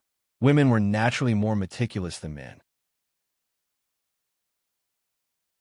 They were the best candidates to take care of these flowers and plants. It was also not a very strenuous work. The strenuous work was done by the minority of male disciples. Yu Qianqiu had not been here for long. He did not have the time to understand or listen to others. Thus, he did not know about these things. When he stepped into Myriad Fragrance Garden, which was filled with spiritual qi, fresh air, and fragrant air, his eyes were filled with light and graceful figures. There were beautiful women coming and going everywhere. Yu Qianqiu rubbed his eyes. He thought that it was an illusion of some formation. He immediately followed behind Ferdinand. He was afraid that he would go to the wrong place and be trapped by the formation. He did not expect Elder Fei to rescue him in time if he was trapped. When he heard that this group of thin and plump girls respectfully saluted and called Elder Fei when they saw Ferdinand, and that Ferdinand nodded in return, Yu Qianqiu was a little dumbfounded. This was not an illusion. It was real. Myriad Fragrance Garden actually raised so many female disciples. Moreover, all of them were not bad. Damn, is this Myriad Fragrance Garden or Myriad Flower House? Yu Qianqiu was very shocked. If it was not for this extraordinary environment, he would really suspect that he had come to a brothel. He was immediately overwhelmed. It would be a waste not to look. Ferdinand led the two of them to the main hall of Myriad Fragrance Garden. He called someone over and said a few words. Then, he brought Yin Zixia away to make arrangements. Yu Qianqiu was still a little dazzled and did not come back to his senses. Ferdinand, who was sitting high in the main hall, stroked his beard and smiled. He had already made arrangements for him. He lightly shouted, "Come." At the same time, he also woke up Yu Qianqiu. A female disciple outside the door hurriedly walked over and saluted. "Elder." Elder Fei pointed at Yu Qianqiu and said, "This is the disciple I borrowed from the alchemy pavilion to help. His name is Yu Qianqiu. Bring him to Ma Jiugu. Tell Ma Jiugu that the matter of raising spirit grass in Myriad Fragrance Garden will be handed over to Yu Qianqiu." A surprised look flashed on the female disciple's face. She saluted and said, "Disciple understands. What kind of work is raising spirit grass?" As Yu Qianqiu was secretly muttering, he heard Ferdinand ask, "Yu Qianqiu, do you have any dissatisfaction with this elder's arrangement for you?" No. Disciple resolutely obeys Elder Fei's arrangement. Yu Qianqiu smiled respectfully. "That's good." Ferdinand waved his hand and said, "Bring him away." "Yes." The female disciple respectfully retreated. Yu Qianqiu vaguely felt that something was wrong. It was not good for him to say anything more. He could only follow the female disciple obediently.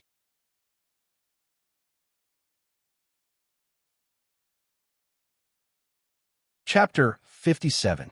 Along the way, Yu Qianqiu was still wondering what the spirit-nurturing grass was for. And who was that Ma Jiugu? She must be someone extraordinary for Elder Fei, who was in charge of Myriad Fragrance Garden, to call her aunt.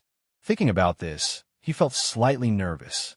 The female disciple who led the way at the side sized Yu Qianqiu up from time to time.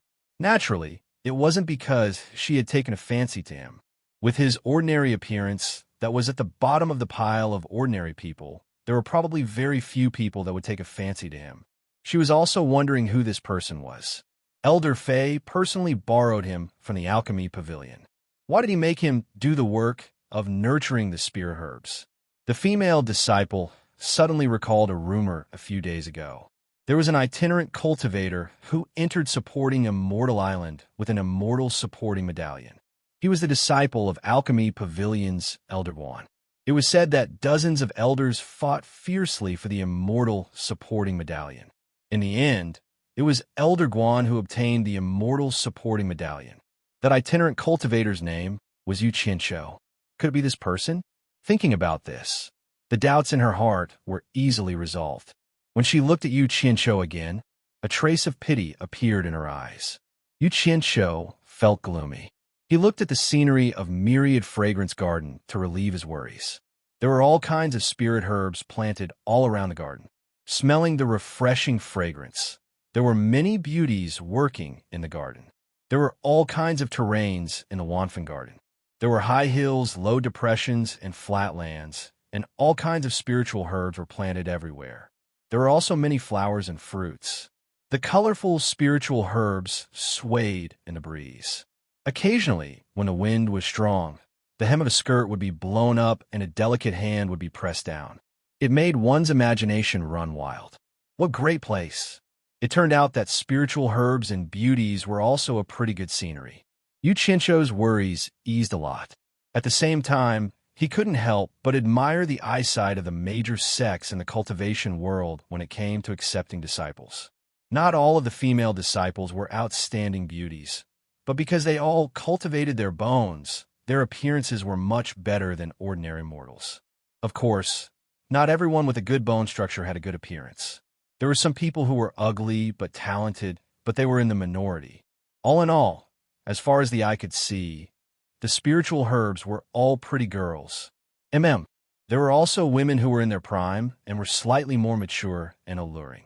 Yu Qianqiu was a little absent-minded as he wondered if he had arrived at Womanland. They arrived at the foot of a mountain. It wasn't really a mountain, but it was at most a slightly higher hill. However, it occupied quite a large area. There were very few trees around the hill, and most of them were covered by various kinds of spirit herbs. The entire hilltop was occupied by an antique courtyard. It was obvious that it was a building that had existed for a long time. Although Yu Qianqiu's cultivation level was not high, along the way, he noticed that the spiritual energy nurtured by this mountain was the most abundant. The spiritual energy had already condensed into a faint mist. The female disciple stopped and reminded him, "Yu Qianshou, this hilltop is the residence of consecrated Aunt Gio. Consecrated Aunt Gio doesn't like noise, so don't make too much noise later." Yu Qianshou thought that she was reminding him out of kindness, but from the faint fear on her face, he could see that she was afraid that he would implicate her. The two of them were not familiar with each other, let alone a woman, so he didn't mind. He looked at the building on the hilltop and asked, "Is consecrated Aunt Jiu the Ma Jiu that Elder Fei mentioned?" "Lower your voice." The female disciple seemed to be startled by his words. "Ma Jiu is not someone we can call," she said in a soft voice. "Elder Fei only calls her that in front of us, but he would never dare to call her that in front of Reverend Jigu. Consecrated Aunt Gio used to be the aunt of the former sect leader, and also the previous elder who presided over Wanfen Garden. Her cultivation level has reached the late stage of passing calamity, and even the current sect leader has to greet her and call her Aunt Gio." Yu Qianshou replied with an "oh" and looked at the hilltop. He thought, "So it's Ferdinand who wants to save face. But why did he send me to the old monster's place? Does he want to use the old monster to kill me?" He wondered who would be stronger in a fight between the old monster and his sister. Both of them were in the late stage of passing calamity. "Let's go," the female disciple said. Yu Qianshou nodded. He had originally wanted to get close to her and ask her what her name was, but seeing how timid she was and how she could barely be considered a beauty, he gave up on that thought. Going up the bluestone stairs to the hilltop and standing outside the wall, Yu Qianshou found that the courtyard was really big and the wall was really high. The tall courtyard gate was open, and there was no one guarding the gate. He raised his head and looked at the three big words Mulberry Garden engraved on the top of the courtyard gate. Then he followed the respectful female disciple and quietly walked in. As soon as he entered, for some reason, Yu Qianshou suddenly felt that the surrounding temperature dropped a lot.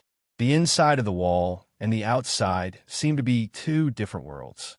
Walking through the dark courtyard surrounded by trees and green vines, his eyes suddenly opened up. There were all kinds of strange flowers and plants. There were actually many gardens inside, and they were also planted with spirit herbs.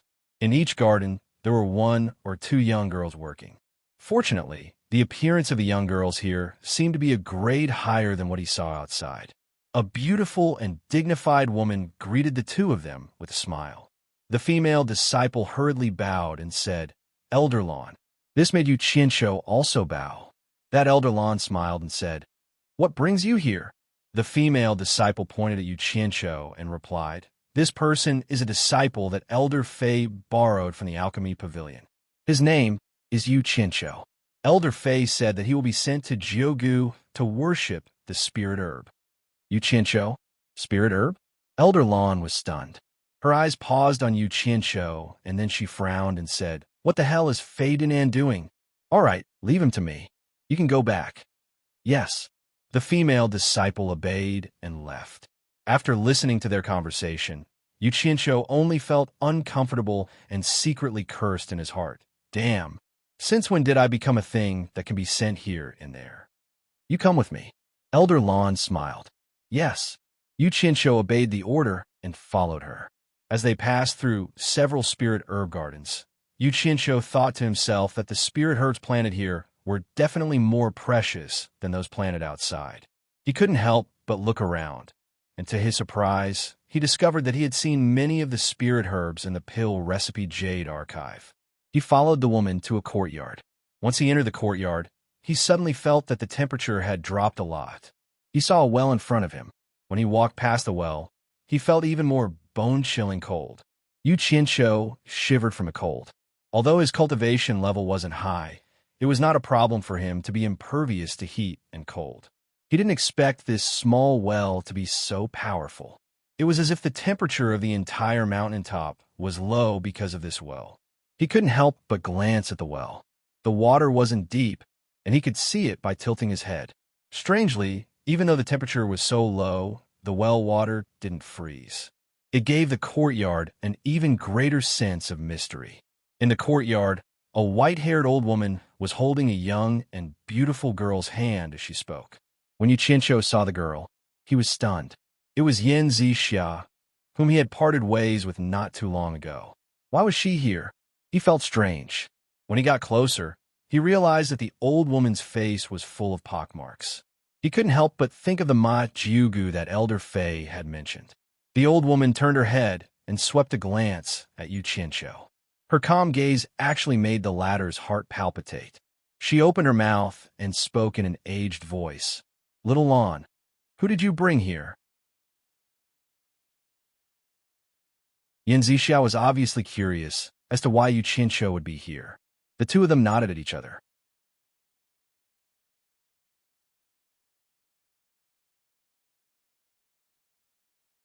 Chapter 58. Hearing the old lady's question, Elder Lon pouted like a little girl and muttered, "Ferdinand sent someone to deliver it to you. He said it's for you to grow spear herbs. It's simply nonsense." Elder Lan's words proved that the old lady in front of them was Ma Jiugu. But looking at the way she spoke, she was full of worry and disgust. She didn't look like the beautiful and dignified woman from before. Thinking that most of the elders in Fuxian Island were over 200 years old, a woman over 200 years old acting like a spoiled little girl, it made people shudder. He quickly stepped forward and saluted. "Yuchincho greets Elder Jiugu." "Yuchincho?" Ma Jiugu seemed to have heard of his name and was stunned. "You're the individual cultivator Yuchincho who joined Fuxian Island with the immortal supporting token?" "Yes, I am. Didn't I hear that Guan Weiwu accepted you as his disciple? Why did Ferdinand send you here? Are you Qi refining level 10? Strange. I can't see through your cultivation." Elder Lon said angrily, "It must be because of the immortal supporting token. The dignified elder in charge of Wanfen Garden is actually so narrow-minded. How could you do such a thing? Elder Jiugu, you don't even care." Hearing this, Yuchincho's eyes lit up. Perhaps there was hope of returning to the alchemy pavilion. Damn, if he knew this would happen, he wouldn't have made things so awkward with Yinshu. Impulsiveness was the devil. Is that so? Ma Jiugu expressed doubt and laughed. "Ferdinand is your man. If you want to care, you do it. I won't care." Then, he changed the topic and said cautiously, "However, he is the elder in charge of the 10,000 Fragrance Garden now. Regardless of the seniority of anyone in the 10,000 Fragrance Garden, Ferdinand's words are the law. I have to obey this rule. Lon Lass, do as Ferdinand says and take him away." Hearing this, Yuchincho's little thoughts that just jumped out sank again. Yes, Elder Lon felt very wronged. Behind her, there was another person who felt even more wronged than her. Of course, it was Yuchincho. When he walked out of the courtyard, he vaguely heard Yin Zixia's voice. She seemed to be calling someone great-grandmother. Was it Ma Jiugu? In the blink of an eye, Elder Lon turned back into that beautiful and dignified woman. She went outside and threw Yuchincho to a female disciple named Furong. After giving a few instructions, she left. Yuchincho was depressed. This was the first time in his previous life and this life that he had been sold out so many times in one day. Although he was depressed, this big sister Furong was really unbearable. She looked so thin that she couldn't even withstand a gust of wind. Half of her face was covered by a scar. If one looked at the other half of her face and looked at her figure from the back, she would feel like Zhao Fian who fought against Yang Guifei. She was thin and fat. She was a thin beauty, but one couldn't look at her from the front. Otherwise, it would scare people. The clothes she was wearing were a lot older than the clothes of the other Fuxian Island disciples. There were even patches on her shoulders, and a small cloth bag was hanging diagonally on her body. Strange. When Furong saw his gaze, she was actually a little evasive. She seemed a little timid. After joining the cultivation world for so long, this was the first time he saw someone afraid of him. He immediately came to his senses.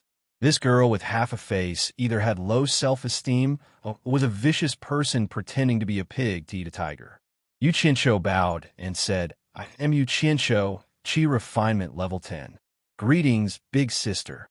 Half a face Furong was a little flustered. She hurriedly bowed and said, Furong, Foundation Establishment Late Stage. Greetings, Mr. Yu. Foundation Establishment Late Stage, and you still call me Mr.? Yu Qianshou was stunned. He bowed and said, I don't dare. So it's Martial Uncle. Furong was a little uneasy from being called that. She said, timidly, Elder Lon told me to hand over the matter of raising spirit herbs in a mulberry grass garden to you. Come with me. After saying that, she turned around and left in a hurry. This back view. It's a pity that face. Yu Qianshou shook his head regretfully. Outside a small room filled with junk, there were 2 buckets, a shoulder pole, and a long ladle. These were the 3 things that Furong gave him. Yu Qianshou looked at Furong, who was standing at the side as if she had done something wrong. He then looked at the 3 things suspiciously. These 3 things were very familiar. It was a very familiar combination. However, he couldn't remember where he had seen them before. Martial Uncle Furong, are these for me? What are they for? Yu Qianshou frowned and asked. Spirit raising grass. Furong's voice was almost inaudible. Oh. Yu Qianshou smiled embarrassedly and said, Hee. Martial Uncle, I just entered the sect not long ago. This I really don't know what this spirit raising grass is for. Please enlighten me, Martial Uncle. Then come with me, Furong said in a low voice. She reached out her hand to take the 3 spirit raising grass. Yu Qianshou hurriedly stopped her and said, Let me do it. No need to trouble Martial Uncle. He could now see that this disfigured young Martial Uncle was really timid and shy. However, it didn't mean that he didn't know how to read the situation. The 3 items were snatched by him. He carried 2 buckets on his shoulder with a pole, and a long ladle was placed horizontally on the pole. He smiled and said, Martial Uncle, please. Furong shyly nodded her head. Her 2 small hands held onto the corner of her clothes, turning it over and over without letting go. She led Yu Qianshou to the outside of the courtyard and walked along the tall wall for a full 10 minutes before stopping. There was a small ditch under the wall that was connected to a small pool in front of them. The yellowish-brown liquid in the pool gave off an unpleasant smell. The thing floating on it was basically something that everyone was familiar with, feces. To put it bluntly, the pool in front of them was a cesspool filled with feces and urine. Yu Qianshou looked at the cesspool in front of him as if he was struck by lightning. His eyes widened. There was no need to explain. There was no need to explain anything. He understood everything. He was born in the countryside in his previous life. How could he not understand? The scene of farmers working hard and fertilizing crops in his previous life appeared in his mind. Spirit raising grass. Fertilizing spirit raising grass with human feces and urine. Spirit raising grass with human feces and urine. Spirit raising grass with human feces and urine. How could spirit raising grass absorb this? Yu Qianshou's face first turned pale, then red, then green, then black. He was already showing signs of going berserk. No wonder these 3 things looked familiar at first. They were used for this. Furong, who was at the side, was so scared that she took a few steps back. Yu Qianshou could be heard shouting with a choked throat. F***CK? Raising bullsh** T spirit raising grass. Ferdinand, you have guts. You want me to carry feces? The things on his shoulder were thrown to the ground. Looking at Yu Qianshou, whose eyes were red and who was panting, Furong's hands clenched the corner of her clothes tightly. Her delicate knuckles were white, and there were tears at the corner of her eyes. She said with a slightly choked voice, Mr. Yu, you don't have to be angry. This is what I'm doing anyway. You don't have to do it. I won't tell Elder Lon. You can rest at the side. She carefully moved over and slowly squatted down. Her pale little hands picked up the things on the ground and put them away.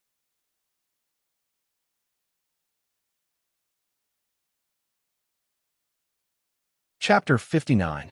Scram. You damn B***TCH. What are you swinging your tattered face in front of Lousy for? Ugly freak, I don't want you to be a good person, so go to the side and die for Lousy. Yu Qianshou's face was filled with rage. With one kick, he sent the bucket that Hibiscus was holding up flying. Once again, he angrily shouted, "Scram!" The latter was so frightened that she trembled as she stood to the side. Her tattered clothes wrapped around her thin and weak body, slightly curled up. On one half of her moving face and the other half of her frightening face, soybean-sized teardrops dripped down, but she didn't dare to cry out loud. This was the first time he had suffered such a great humiliation since he came to this world. In addition, he was indeed a temperamental person. When he wasn't provoked, he was willing to be a tortoise's grandson. But once he was angered, not to mention this pitiful older sister Hibiscus, who was only at foundation-building stage. And on Kwang Sung, he even cursed Wu Baru, who was at nascent soul stage. Earlier, Yin Shu, who was at core formation stage, was an example. Looking at Hibiscus's tattered face in front of him, the more he looked at it, the more he felt it was disgusting. In his anger, he didn't care about the difference in their cultivation levels, nor did he care about whether or not he could defeat Hibiscus. Instead, step by step, he forced his way over and viciously cursed. "Cry, you only know how to cry. What are you crying for? Why don't you take a look at your appearance? Damn yin and yang face, ugly freak. The more you cry, the uglier you look. Go to hell." The pitiful Hibiscus was forced to lean against the wall by him step by step, hearing him curse her viciously. But he didn't let her cry. She really did force back her tears. Sparkling and translucent tears rolled in her eyes, looking very pitiful. If one looked carefully, they would discover that although Hibiscus's face was disfigured, her eyes were exceptionally bright and beautiful. Although they were covered in tears, there was gentleness and kindness in her pitiful eyes. It was unknown whether she was really stupid, cowardly, or really kind. Based on her cultivation level, beating up Yuqiancho was like chopping vegetables, but she meekly accepted it. Just like that, an average-looking man forced an ugly, weak woman into a corner. The two of them stared at each other, one furious, the other delicate and pitiful. After a long time, seeing that Yuqiancho's anger seemed to have subsided a little, Hibiscus loosened her hand that was tightly gripping the corner of her clothes and pointed at the manure pit. She said timidly and softly, "I'm going to work. If I'm late, I'll make Elder Lawn unhappy." Actually, Hibiscus's voice was quite pleasant to listen to. Her voice was thin and neat, and her pearly white teeth moved up and down. Her faint words really had the effect of relieving heat. Yuqiancho was stunned. Was his voice a little too loud just now? Did the old man in the courtyard hear him? He was a little impulsive. Seeing that he didn't say anything, Hibiscus carefully moved out with her back rubbing against the wall. She picked up the wooden barrel that Yuqiancho had kicked far away and carefully put it back. Her eyes occasionally glanced at him, clearly still a little afraid of him. He then took out a white pill from the slanted cloth bag and tossed it into the cesspool. Tossing a pill into the cesspool, Yuqiancho seemed to have forgotten that he was still angry and watched curiously. As the pill sank into the cesspool, it instantly reacted and began to bubble. The yellowish-brown substance surged in the pool, making Yuqiancho feel disgusted and a little nauseous. He could bear it when the thing in the cesspool was not moving, but when it moved, it was really not something that ordinary people could bear. Although he came from a remote village, that was already a long time ago. On the other hand, Hibiscus calmly stood at the side. There was no abnormality on her face. Yuqiancho's nostrils flared. Strange, the smell that was originally in the depths of his memory did not appear. Instead, there was a faint fragrance. It must be the effect of the pill. He wanted to get closer to see what was going on, but no matter how fragrant it was still feces. He was still unwilling to get closer. Hibiscus gently rolled up her worn-out sleeves, revealing two small, sparkling, white, and tender arms. She grabbed a long scoop and began to pour the feces into two wooden barrels. Yuqiancho secretly thought that it was a pity that such beautiful hands were used for this. Hibiscus, however, was calm and composed. Once it was filled, Hibiscus inserted the carrying pole between the two barrels. Her slender body gently bent down, and the hard carrying pole landed on her thin and small shoulders. With a slight effort, The 2 barrels of feces were picked up by this weak woman. Before she left, she glanced at Yu Qianqiu with a lonely gaze, as if she was comforting him. Don't be angry, just rest here. I'll do it. That gaze. In an instant, Yu Qianqiu felt something in his chest shatter. Is it a broken heart? No, but I feel my heart ache. Strange, what am I feeling heartache for? I'm not familiar with her. Yu Qianqiu asked himself. Hibiscus's thin and weak body swayed forward while carrying the carrying pole. With her cultivation level, carrying such a load was a piece of cake, but looking at her thin and small figure and the 2 barrels, it seemed incongruous. Were the barrels too big, or was Hibiscus's figure too thin and small? For some reason, as he watched the steady swaying of the carrying pole, Yu Qianqiu felt an inexplicable pain in his heart. Wait! Yu Qianqiu shouted and ran over. Hearing the shout, Hibiscus turned around while carrying the carrying pole. When she saw Yu Qianqiu running over, she was so frightened that she took 2 steps back. The yellow-brown liquid in the barrels immediately swayed and splashed on the ground. Some of it landed on Hibiscus's shoes and the edge of her tattered skirt.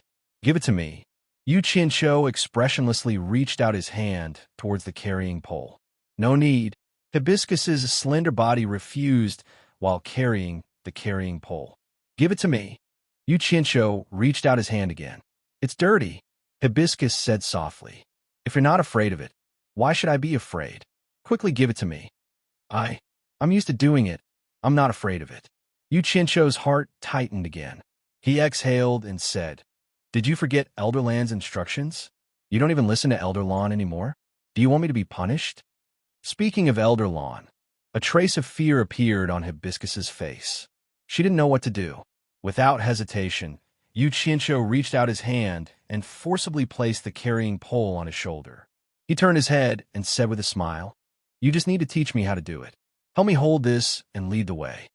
As he said this, he handed her the long ladle. Holding the ladle, Hibiscus nodded helplessly.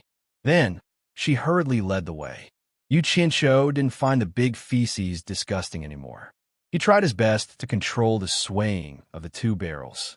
When the 2 returned to the courtyard, Hibiscus led him to the garden where the spiritual herbs were planted. She shyly taught him how to fertilize the spiritual herbs. She originally wanted to do it herself, but in the end, Yu Qianqiu refused. He only needed her to do it with her mouth. He would take care of everything that had to be done. Yu Qianqiu cooperated with Hibiscus with unprecedented meekness. Wherever Hibiscus pointed, he would obediently do it. The other beauties who were taking care of the spiritual herbs in the garden were all shocked. The ugly Hibiscus actually found a man to help her. There were a lot of spiritual herbs that needed to be fertilized. The small manure pit outside the wall was simply not enough. Hibiscus led him down the mountain to the place where the female disciples of Wanfen Garden lived. There was a place similar to a public toilet. There were many manure pits. The female cultivator's ability to excrete wasn't weak. Yu Qianqiu almost fainted. He never thought that there would be a day where he would come to the women's toilet to pick the fertilizers offered by women. What made him even more incredulous was that there were many ant-level seniors who actually had a fight over the feces. Fighting over the feces with ants? He couldn't help but sigh. The area of spiritual herbs planted in Wanfen Garden wasn't just big. The fertilizers were in short supply.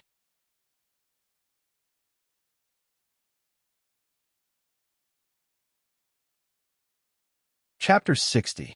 The aunties were all fat and strong. Even as a man, Yu Qianqiu couldn't compare to their burly bodies. After asking Furong, he found out that these people were people who had broken through Aura Training Realm and Reach Foundation Building Realm. Because they had reached Foundation Building Realm, they had avoided the fate of being expelled from Fushin Island. However, they couldn't break through to Foundation Building Realm again, so they had been lingering at this cultivation level and didn't have much of a future. Therefore, they were assigned to the lowest level of work. The aunties who were carrying the manure buckets looked at the crowded aunties who were very busy. People came and went, and Yu Qianqiu stood among them. As a man, he was too embarrassed to steal their business. Furong shrunk behind him and didn't have the slightest intention of stealing. After waiting for a long time, almost everyone had left. Yu Qianqiu walked to the side of the pool to take a look, and his face immediately twitched. The pool was so dry that the bottom could be seen. The two of them carried their tools and visited a few more manure pits, and they were all the same as before. This martial ant Cho had a weak figure and was shy. She wouldn't steal like those Annies, so he really didn't know how she completed her task of fertilizing. He couldn't help but ask, "Martial Ant Furong, there isn't enough fertilizer on the mountain, and it's hard to get it here. How do you complete your daily task?" Furong softly said, "I don't need to fertilize every day. I just need to water them once every 3 days. Being too diligent is bad for the spiritual herbs. I had to rush here a few hours before daybreak to get here." She brought Yu Qianqiu here because she originally thought that as a man, he would definitely win against those Annies, who knew that Yu Qianqiu was as shy as her and too embarrassed to steal. Yu Qianqiu was silent, but the scene that appeared in his mind was a thin and weak woman carrying manure up the mountain in the dark. Actually, he really wanted to ask, weren't foundation building cultivators able to fly on their swords? Why didn't they fly?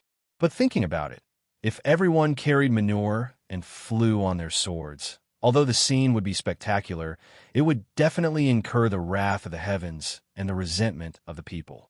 The steward of Fuxian Island definitely wouldn't agree. Since watering the plants once every 3 days was considered to have completed the task, it didn't matter if he didn't pick any now. He could come back tomorrow morning before the sun rose. One of them carried an empty manure bucket, while the other carried a manure ladle as they walked back. Next to a small stream at the foot of the mountain, Hibiscus washed the tools used to raise spirit herbs until they were completely clean. Then, she carefully washed both of her fair and tender little hands.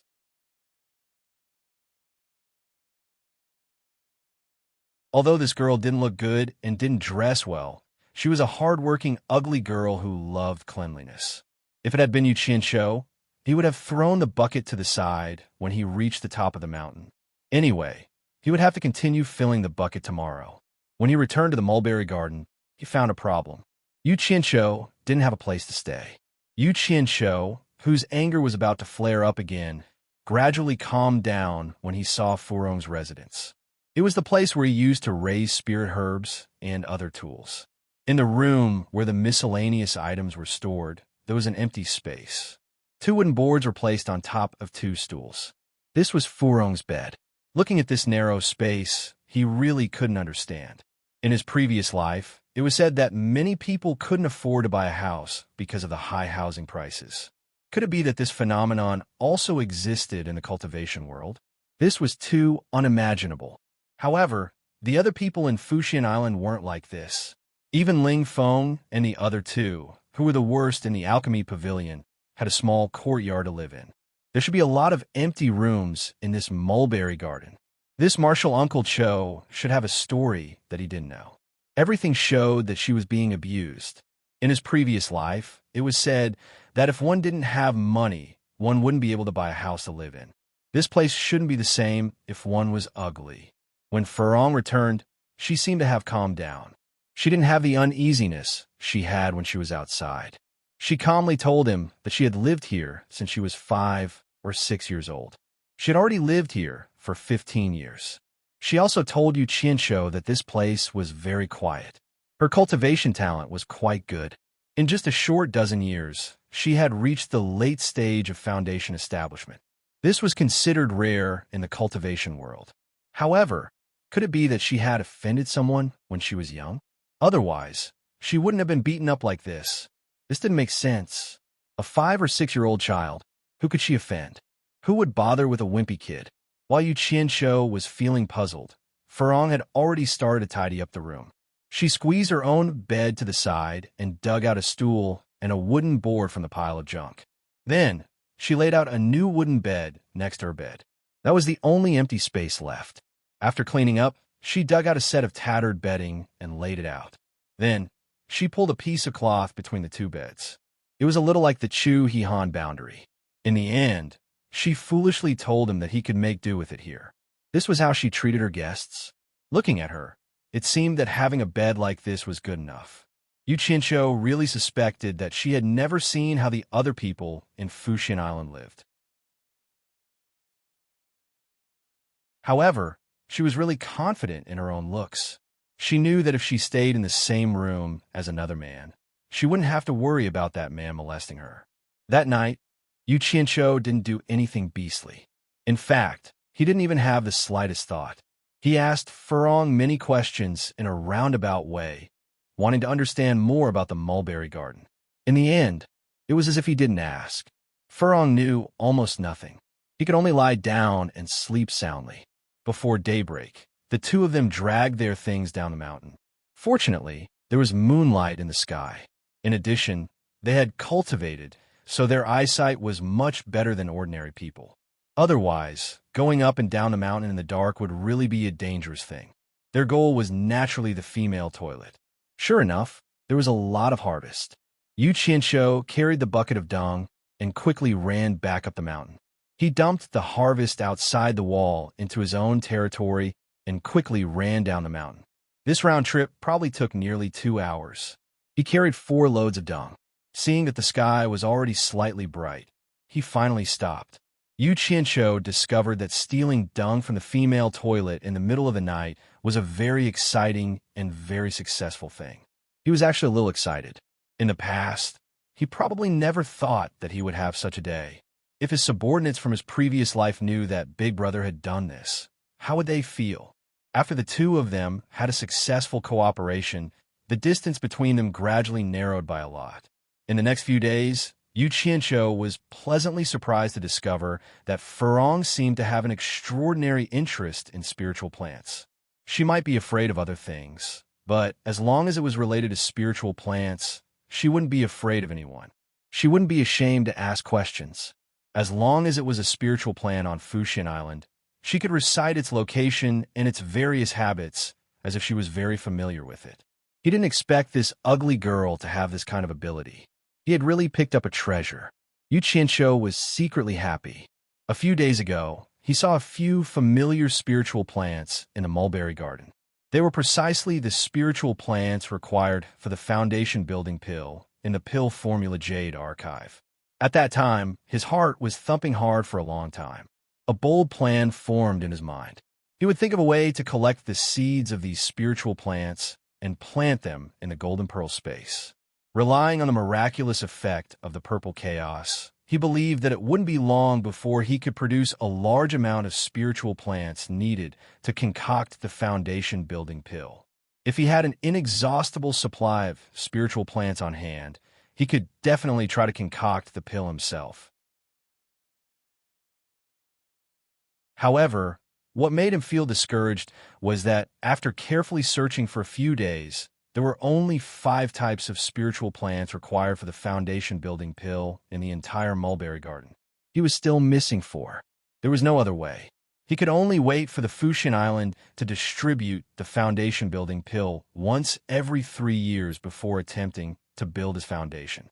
Who would have thought that he would wear out iron shoes in fruitless search and then find it by chance without even looking for it? After trying to ask, the ugly girl next to him unexpectedly knew where the other 4 types of spiritual plants could be found in the myriad fragrance garden. This was truly something worth being happy about. He didn't even consider whether he could get his hands on them or not. In his mind, there were only things that he didn't want or didn't know where. There was nothing that he couldn't get his hands on.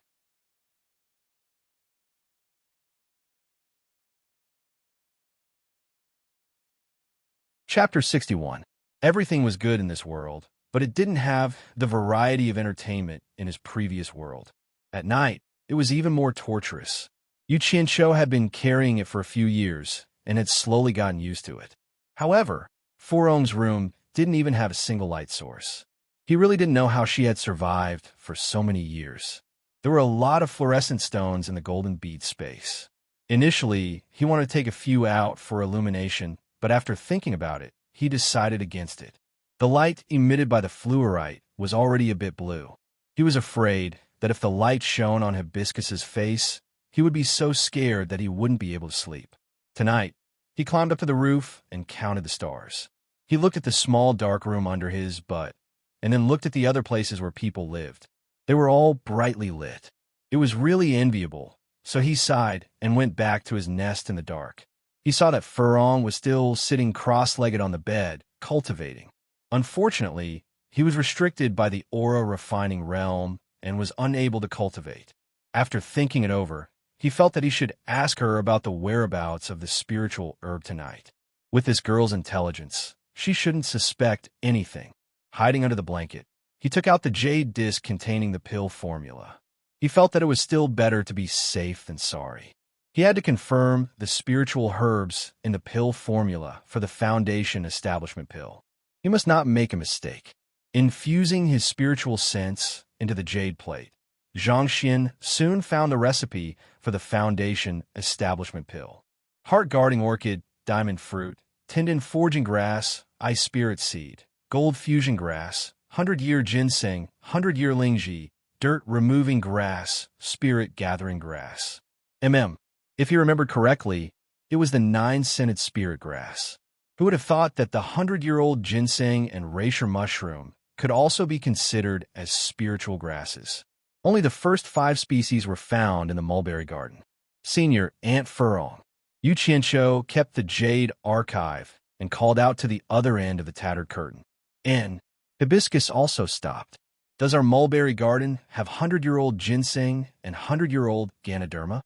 Furong asked curiously. No, but these are the ones planted in the forest behind the mulberry garden. Not only are there 100-year ginseng, there are even close to 1,000-year-old ginseng. Some of the ginseng are probably about to turn into spirits. F*CK. There's even the legendary 1,000-year-old ginseng. Yu Qianqiu was excited when he heard that. He sat up and said, there must be a lot. There are quite a few 100-year ones, but only a few 1,000-year ones. Haha, I heard that thing is very nutritious. Yu Qianqiu smiled and said, when I have time, I'll get some to eat.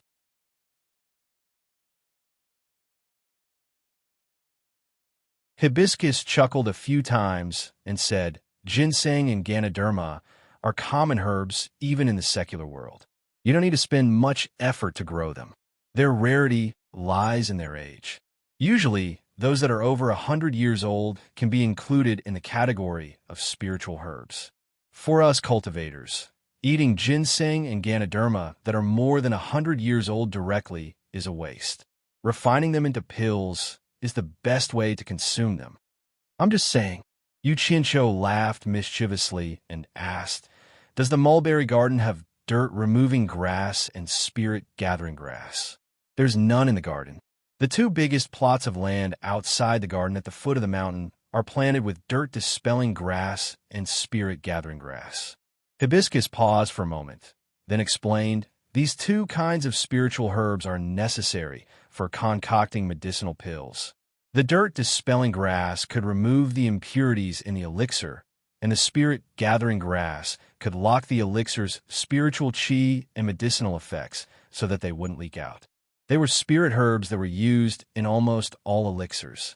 They were used in large quantities, so they were the most commonly planted spiritual herbs in the myriad fragrance garden.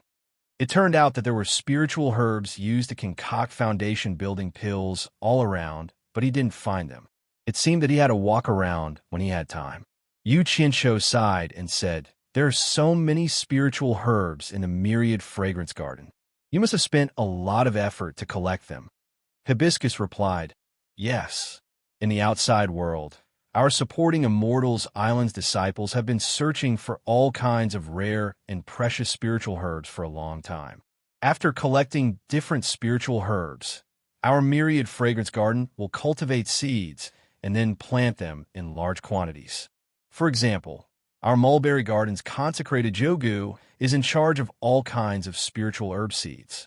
As long as it's a spiritual herb in the myriad fragrance garden, she has seeds in her hands. My Jogu has seeds of all kinds of spiritual herbs? Hearing this, Yu Qianqiu's heart jumped. He swallowed his saliva and asked, since she has so many seeds, why doesn't the mulberry garden have many kinds of spiritual herbs? Hibiscus explained, the mulberry garden is in charge of cultivating seeds of all kinds of spiritual herbs. It's not a place to plant large quantities of spiritual herbs. Only the more precious or rare spiritual herbs are planted in the mulberry garden. Yu Qianqiu didn't speak, but his mind was quickly turning. It was really troublesome that the seeds of spiritual herbs were in Ma Jugu's hands. The key was that he didn't know her at all, not to mention that old woman was at the late stage of crossing tribulation. It would be difficult to get something from her hands. Just thinking about it made his teeth hurt. Hibiscus wasn't someone who took the initiative to speak. Seeing Yu Qianqiu tossing and turning on the bed without saying anything, she naturally didn't say anything. But she didn't know that the latter was worrying about the seeds. She recalled the scene when she saw Ma Jugu that day. Just a glance from her made her heart jump. She was really difficult to deal with. But that day, Yin Zixia seemed to be very intimate with her. Strange. How can a new disciple like her be so familiar with Ma Jugu? That's right, when I came out, I heard her call out great-grandmother. Who was she calling? There were only a few people at that time. Apart from Ma Jugu, who else could it be? The two of them were relatives. Yu Qianqiu woke up from the bed and sat up. If they weren't relatives, there was no reason for Ma Jugu to be so intimate with Yin Zixia in this cold cultivation world. It couldn't be because she liked Yin Zixia's beauty. Yu Qianqiu suddenly understood and slowly lay down again. His mind fell on Yin Zixia. Hibiscus didn't know what he was doing, so she got up and lay down in surprise.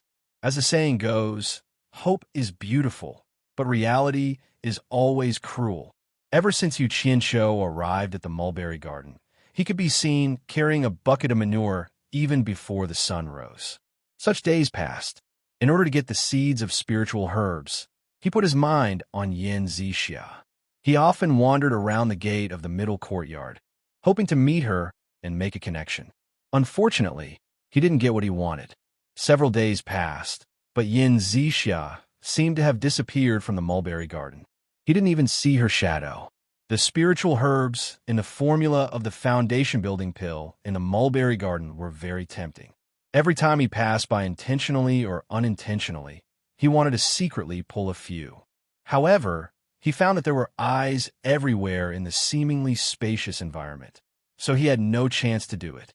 Later, he put his mind on the spiritual herb field at the foot of the mountain, but he also had no chance to do it. He ran to the woods in the back of the mountain to dig some 100-year-old ginseng and 100-year-old lingji. But before he entered the woods, he was driven out and severely warned. After trying a few times, he didn't dare to try again. If he tried again, he would be suspected, so he could only wait for the opportunity to come. There was a secluded valley in Wanfenyuan, where there was a small river leading to the sea. There was a kind of silver-white fish in the river. After Yu Qianqiu caught and ate it once, he found that the fish tasted exceptionally delicious. Since then, he would come here to fish whenever he had time. From then on, the smell of grilled fish often wafted from the corners of the mulberry garden. After Furong ate his unique grilled fish, although she didn't say it, it was obvious that she liked it very much. In the blink of an eye, a year had passed, and there was no sign of him going back to the alchemy pavilion. It was not a good thing to go back. The dead knot between him and Yin Shu hadn't been untied. In this way, Yu Qianqiu, who was waiting for an opportunity, lived a very regular life every day. Early in the morning, he went to the women's toilet to pick feces. In the morning, he fertilized the spiritual herbs, and in passing, he tried his luck at the gate of the courtyard. In the afternoon, he went fishing and came back to grill fish. Occasionally, he would go back to the Golden Pearl and encourage Shanfeng to resume his old business and work hard to improve his talisman-making skills. Guan Yu also often asked him how he was doing in Fushin Island, but he would never tell him the real situation, even if he was beaten to death. After all, picking feces for a year was not a glorious thing. He didn't want anyone in the Golden Pearl to know about it. If it was spread out, it would be too damaging to his, Boss Yu's, reputation. Day after day, when he was really depressed, he saw that there were many beautiful women in the mulberry garden. He also wanted to tease a younger sister or elder sister to relieve his boredom, but they didn't even have the interest to let him approach them. Late at night, Yu Qianqiu hid under the quilt and cried sadly. Brother is so lonely. You're tuning in to the Romance Rendezvous YouTube channel. We're so grateful for your support, and don't forget to subscribe to join us on this incredible journey through captivating stories. Your generosity through donations truly makes a world of difference, as it's the primary source of revenue that allows me to expand and enhance this channel for you. Thank you from the bottom of my heart for being a part of this adventure.